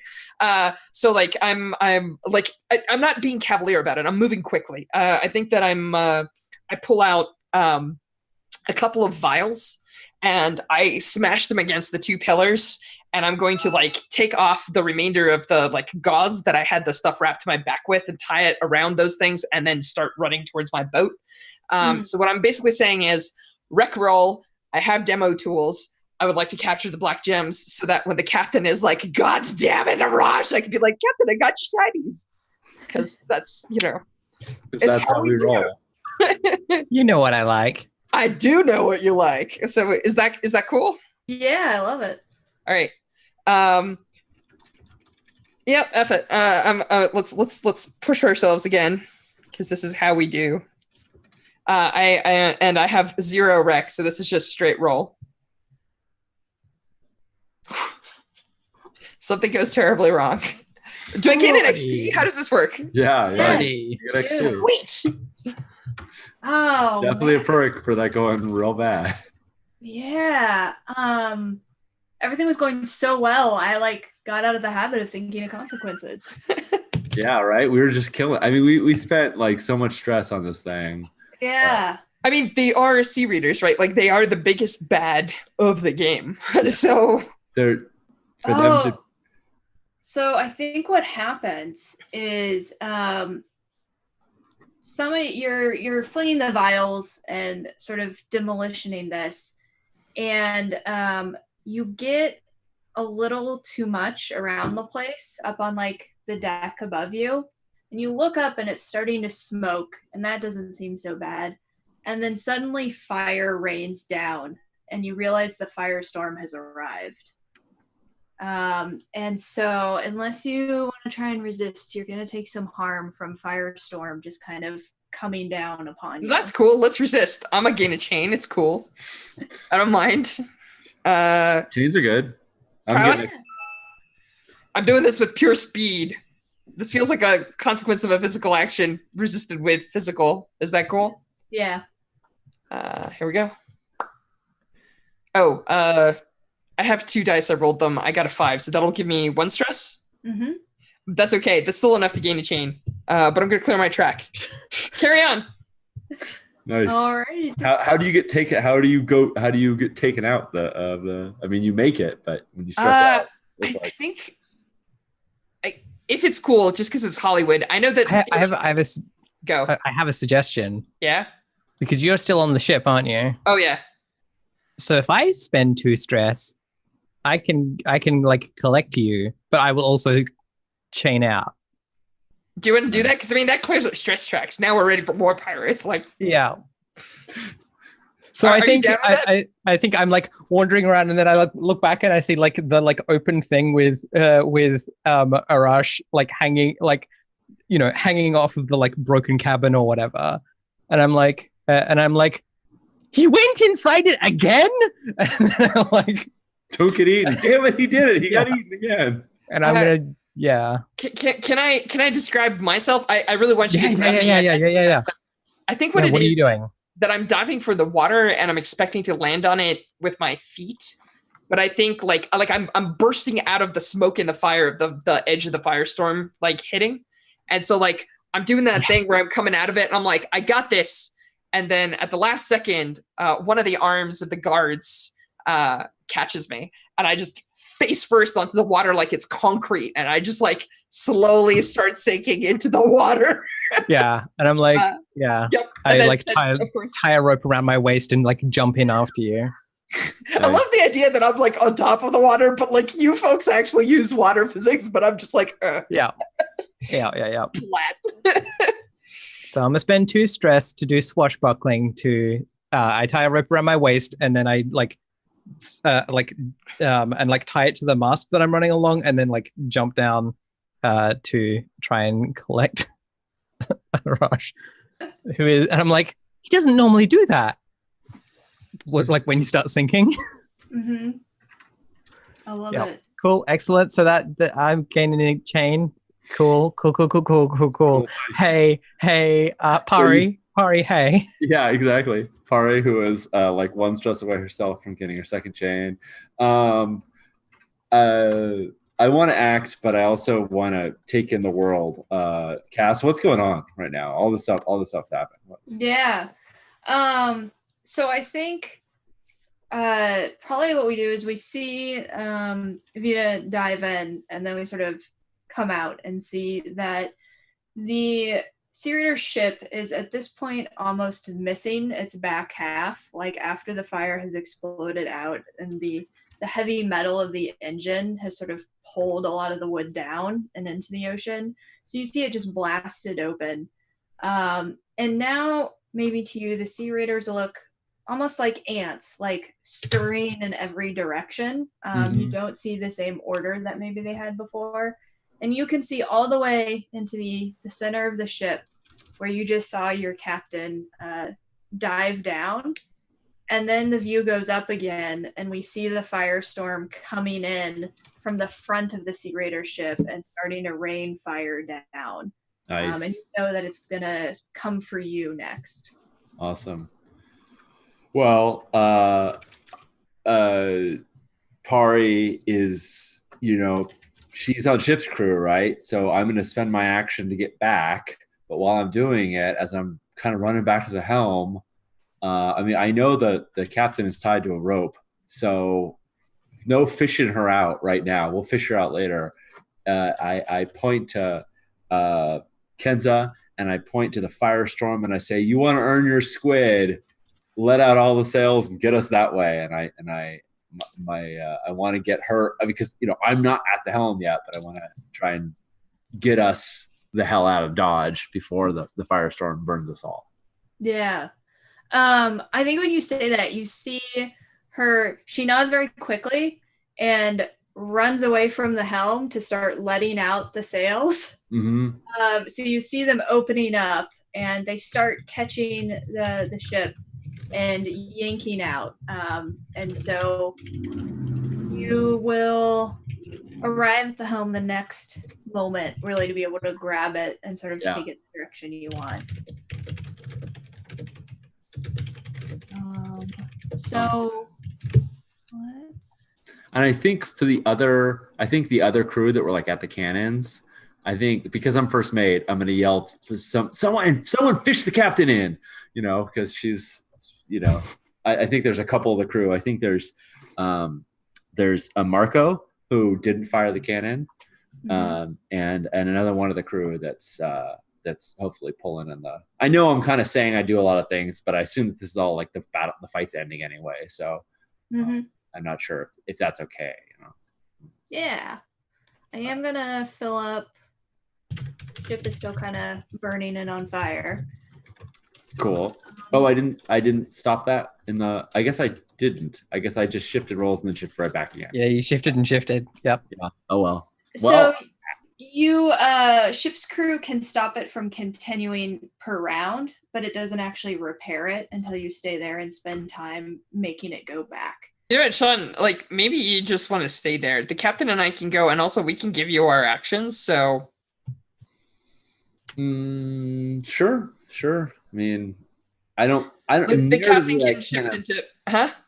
Well, I don't know if you can go, because if you're out for the scene from traumaing. The captain's. Oh wait, both of us are. Yes, exactly. Yeah. So much as I would love to stop the damage. Yeah, just make the crew plug it up for now. We'll fix it later. Yeah, I think the important part is sailing out of here. So All right. So I think what happens is you all sail out, and the fallout clock fills on that last round. So I think we'll get that crisis, and then we'll see you sort of sail out from the area. cool. So let me pull up. Can somebody roll me a 1d6? Sure can. Wait, is high or low better? It's random. Yeah, it's just sort of on a table. All right. So what happens? One is cargo loss. So as you're pulling out, you had 2 cargo worth of gems. I think we see one of them. Can we resist this?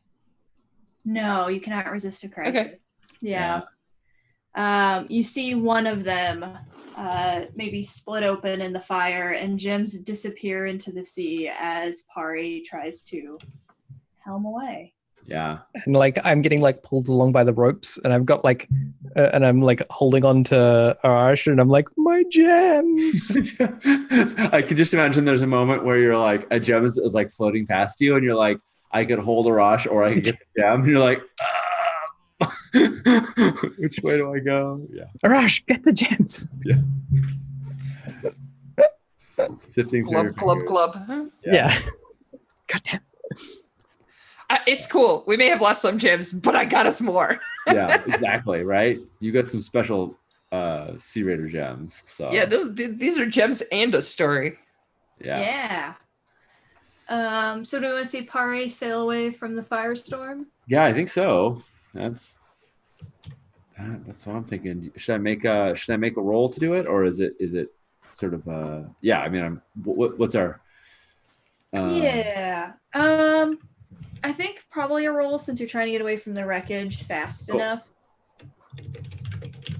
All right. Well, let's see how well I do that.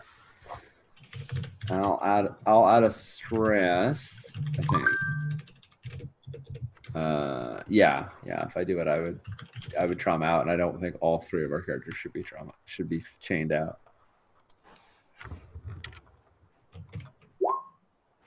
All right. So there's that. Do you want to describe your sort of heroic pulling away from the Yeah, fire? absolutely. I mean, I think it is every action movie and story, like the sails shoot out. There's even the emergency sail that like we like rip out of the hatch. You know that there's that Waterworld, for all its travesties, did have some pretty cool things, and one of those was like the sail that shot out and gave them extra speed. I think we have like one that we just like throw out that is only used sort of for emergencies.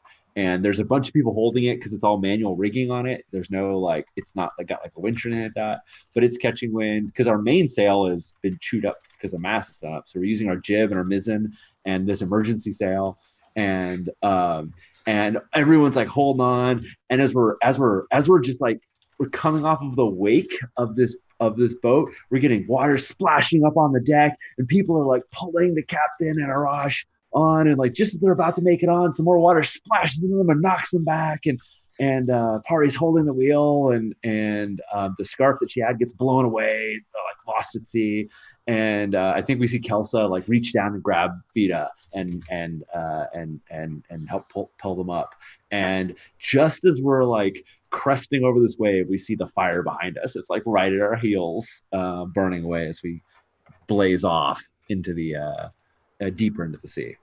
I'm still entertained by the fact that you said you knew what a jib and a mizzen were, because I was like, I think they're boat parts. I actually have sailed. Yes. I've been on a boat. Yeah. Beautiful. And I think it is that very like picturesque of like you all sailing into the darkness because the storm hasn't passed, with the fire behind you, and kind of disappearing into that horizon towards your destination. Sick. All right. We made it. I don't see what the big deal was. Everybody falling apart to some Sea Raiders. Ugh.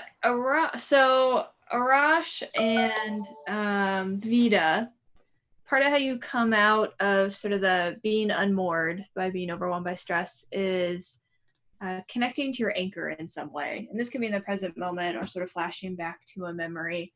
So as we see, this maybe is during the journey, the remainder of the journey, how do each of you connect to your anchor? I think mine is like as we're like being pulled away from the firestorm, I'm just like flashing back to whatever the explosion was back in the last port, where I'm like, yeah, we did blow up like it was like a telephone box or like like the equivalent of like something like a checkpoint or something like that, where it's like a little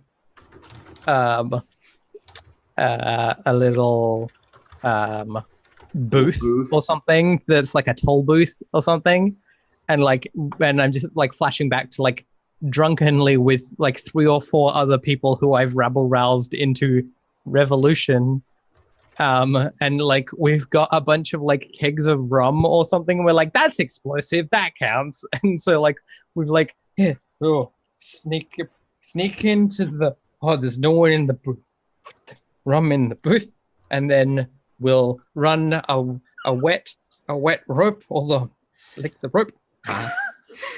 run the rope. Okay, that's the wick. Let's start the. Oh, it doesn't. Pulls gun, shoots barrel of rum, runs away with arms in air. And the 3 of them are all just yelling like revolution.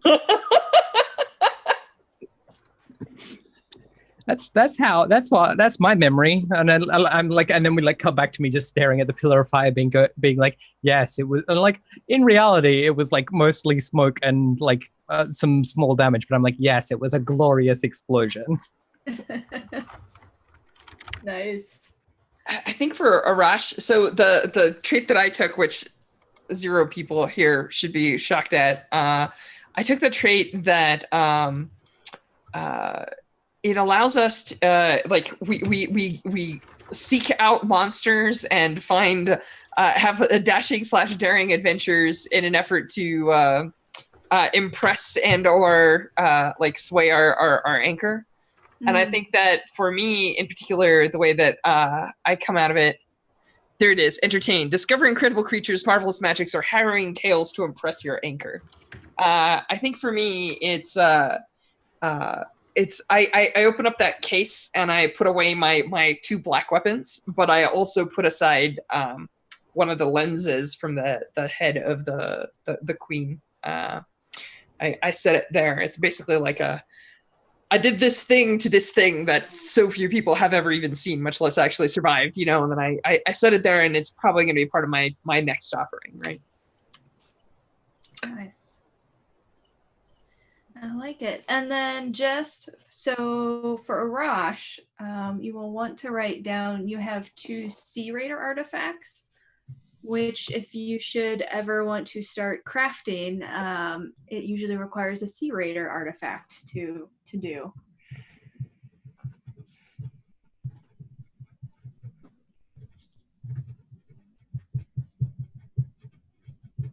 Well, all right then. Pretty cool. Sea Raider artifacts. She said gems. I was like, I know what that means. Yeah. This is even cooler. Yeah. Nice. I think we're not at time. We're close enough. We're close. Yeah. Do we want to try and do we want to turn in the Finish the quest. Finish the quest, as it were, you know? Yeah. So I think we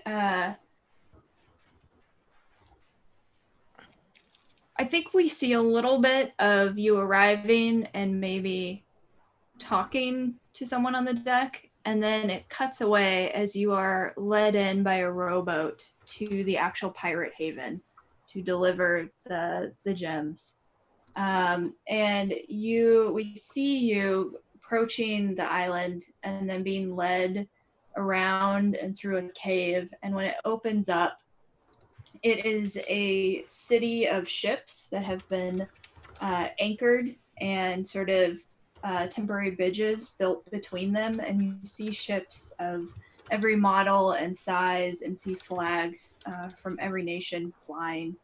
And as you pull in, you see a small group waiting for you. And unlike the harbor master, who, you know, in Inukun had the official uniform and was very stern, you can see the head of the Black Reef Pirates, Sulas. They're waiting for you.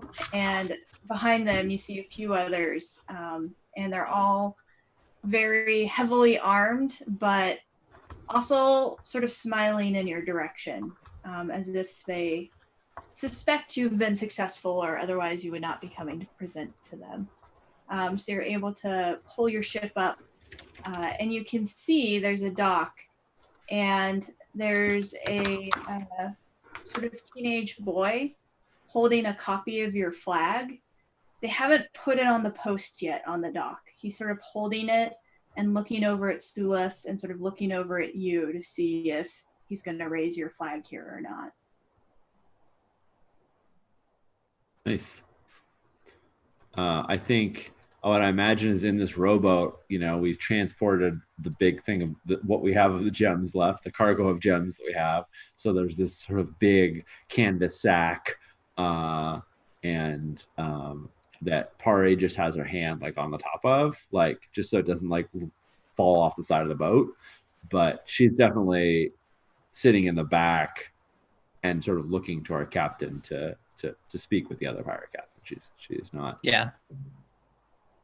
I think I think I'm just gonna like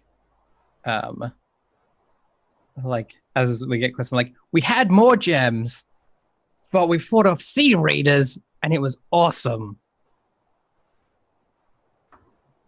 You see Sulas looks sort of at you and looks at the gems, and they're in just a pale blue robe that is mostly masking like their face, but you see where their eyes are, they crinkle a little bit, and you suspect they're smiling, and say,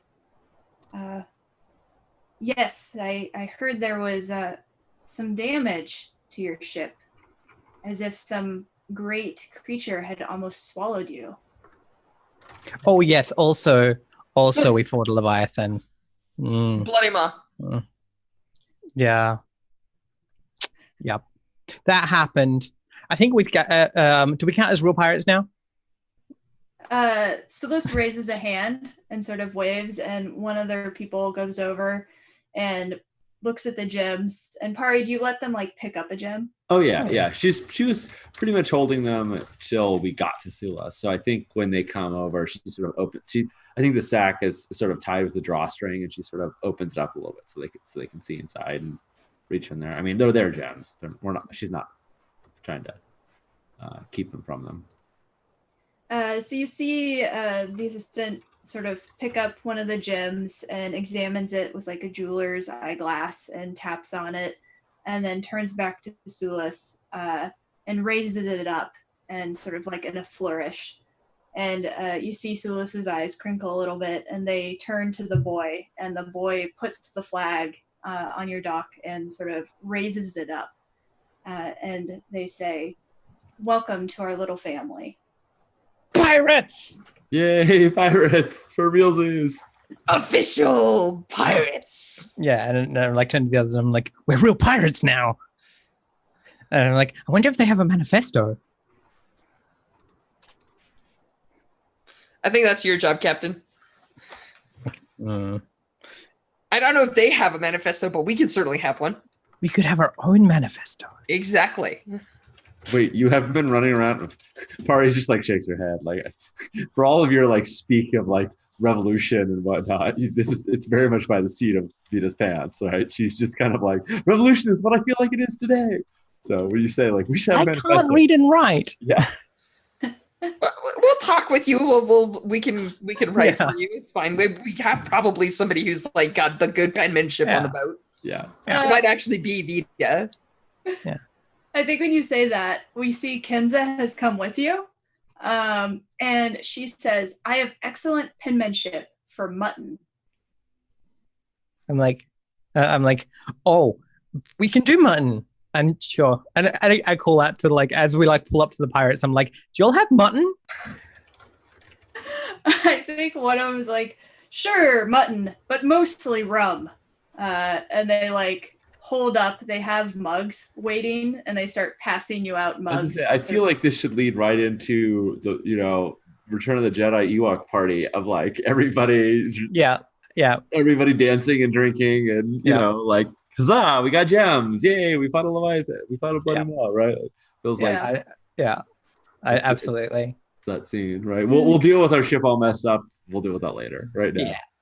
Yep. But cool. Awesome. Good times. I don't think we're playing another session, but do folks want to do XP because it's fun? Let's do XP because that's how I go. Cool things. Yeah, why not? Yeah. Who wants to go first? I can do. Take it away. Where is Captain? I didn't fail any rolls. Too good. But I did put myself at risk to protect the ship or crew when I ran into the engine. Yeah. To shoot it. I also attempted to address every challenge with recklessness and bravado. Yeah. Yeah. Story checks out. And to a T. My heritage or background, I mean, like I did a lot of revolutionary things. I don't know how well that, like, I don't know how Dayuke I was, but I was definitely. Yeah, I definitely felt the revolution side. Definitely, my belief was definitely there. And like my mercenary thing of like, I can't read and write, but I can shoot things. So that was that. You also gained a chain. I also gained a chain. Yep, and we're not okay. Yeah, I think that's 5. Because I can only think of like one real putting myself at risk. So cool.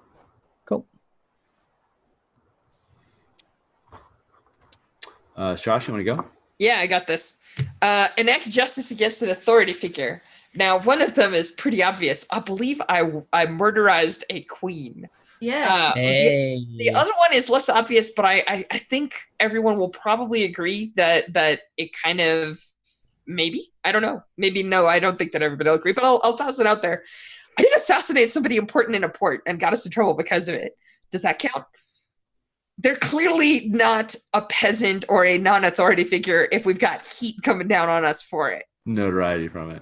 Yeah, I think that checks out. Attempted to address a challenge with trickery and or athletic feats. I believe I address everything with trickery and or athletic feats. And express your heritage, background, or complicated events with chains. I gained a chain. That's a little bit of a complication, but not much. But more importantly, I think a lot of this is about like my background, my belief, and my religion, which are also tied to my homeland. Really huge. Deity. So right, that's it for me. And we learned that the Sea Raiders are monsters, right? Like that they're not just people, right? Like they're not the kind of monsters that we expected necessarily, but that's like a truism now that they're monsters. And I hunted monsters, and I'm a monster hunter. Therefore, background. Right, exactly.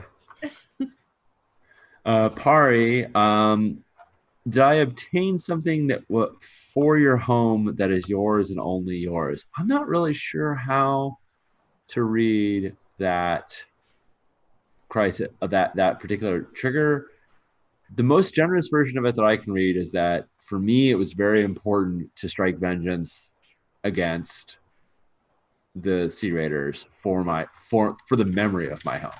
And I sailed us right in to do that. So I don't know if that's kind of what you were thinking, but for me, it was very much like everyone else can get the gems and the glory, whatnot. But for me, it was all about vengeance against the people who took my home.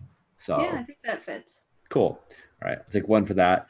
Attempted to address challenge with nonviolence or knowledge. So there were a lot of challenges that I addressed nonviolently while we were at port. I got Kenza, and I reduced our notoriety, all things socializing. But I also tried to adjust the challenge of the uh, of the Raiders with my knowledge of them from way back in the day, and getting us back to the back of the engine. So I think I'm gonna max that out, and then express your heritage, background, or complications with your chains. Yes, the very first thing we did for me was a complication with my chain, which was talking about stories of my regrets and my history. And I think that continued to come up. It continued to be a bell that was rung over and over again. So Including sailing us face first into Raiders. exactly. Yeah. So I'm gonna take 5 for that. Nice. And then this didn't come up last time, but this time for crew XP. Every time you defeat a ship, mark ship XP. If they have greater wealth, which I think the Sea Raiders count, you mark 2 ship XP. Nice. Um, Are you doing that for us? Are you tracking? yeah, I'll add it to the sheet. And so those are different because they help you actually upgrade your ship. Nice. And then for crew, did you execute a successful raid, kidnapping, holdup, or fraud operation? Not specifically. I don't think it was a. I mean, we kind of raided their ship. We raided some Raiders. That's true fact. But I don't know that that was our We intent. sort of. Well, hold on a second. You went on board the ship, took the most valuable 2 things out of it, and ran off with it. That's true. I mean, it may not have been intended as a raid, but I think by the end it was. I Okay. agree. I think that checks out. Did you contend with challenges above your current station? Yes. When we fired that broadside at 11 and it did nothing, I feel like it was definitely true. Yeah. Yeah. Bolster your crew's reputation or develop a new one? What's our reputation? Yeah. Ambitious. Yes. Ambitious. Ambitious. I mean, Yeah. I think we did that in spades when we came back to the Black Reef Pirates and we're like, oh, by the way, I don't know if you like showed them that lens or, we have any other proof of Yeah. our fight with the Sea Raider artifacts? Yeah. artifacts, but I feel like that, coming back with gems and stories that's why we were made pirates, right? It's because we earned a reputation. Yeah. We may even have a new reputation. I know that ambitious kind of fits this, but we are definitely daring. Yeah.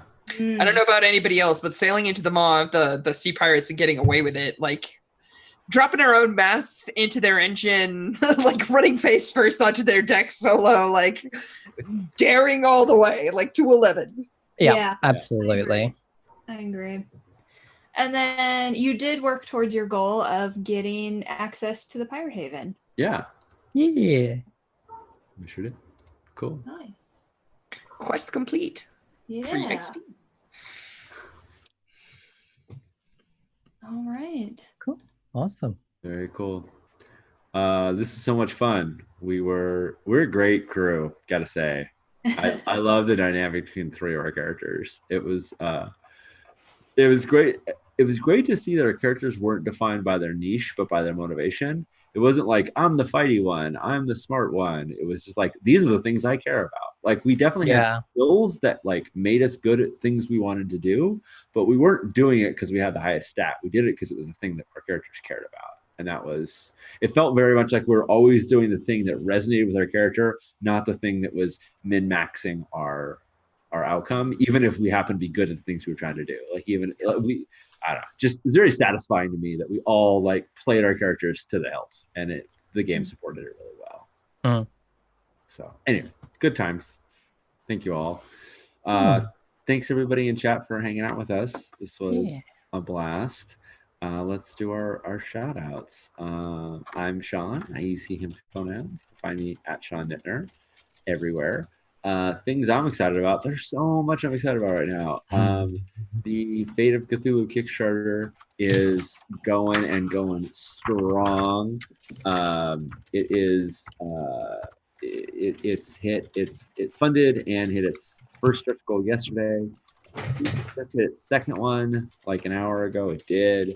Yeah, so we're already getting some more skeptical authors to come. So if you're interested in staving off the many apocalypses, what's the plural of apocalypse? I don't know. Apocalypses. Apocalypses, then check that out. The other thing I'm excited about is tomorrow, we'll be right back here playing some Bando Blades. We're gonna do some dangerous missions as well.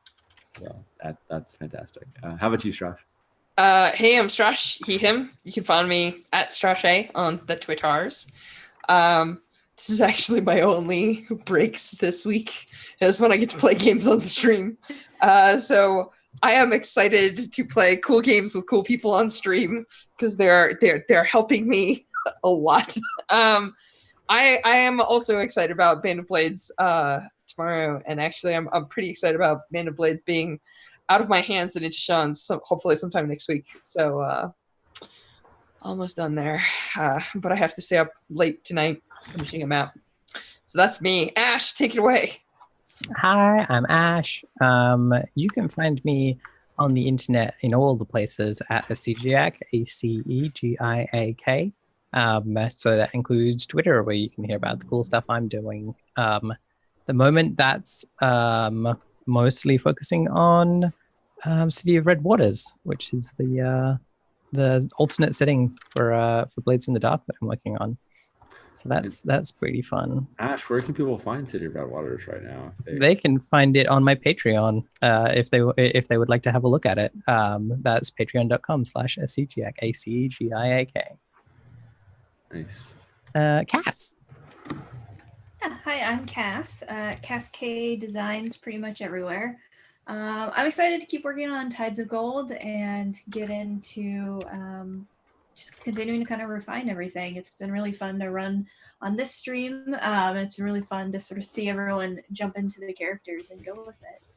And then I'd say other things. So on my website, cascadedesigns.com, I write articles about design, and I make like a small, weird experimental game every month, and the next one's coming out this weekend, where you play a cat and a dog making mischief together. So I'm excited to keep making random games. That sounds delightful. Yeah. Cool.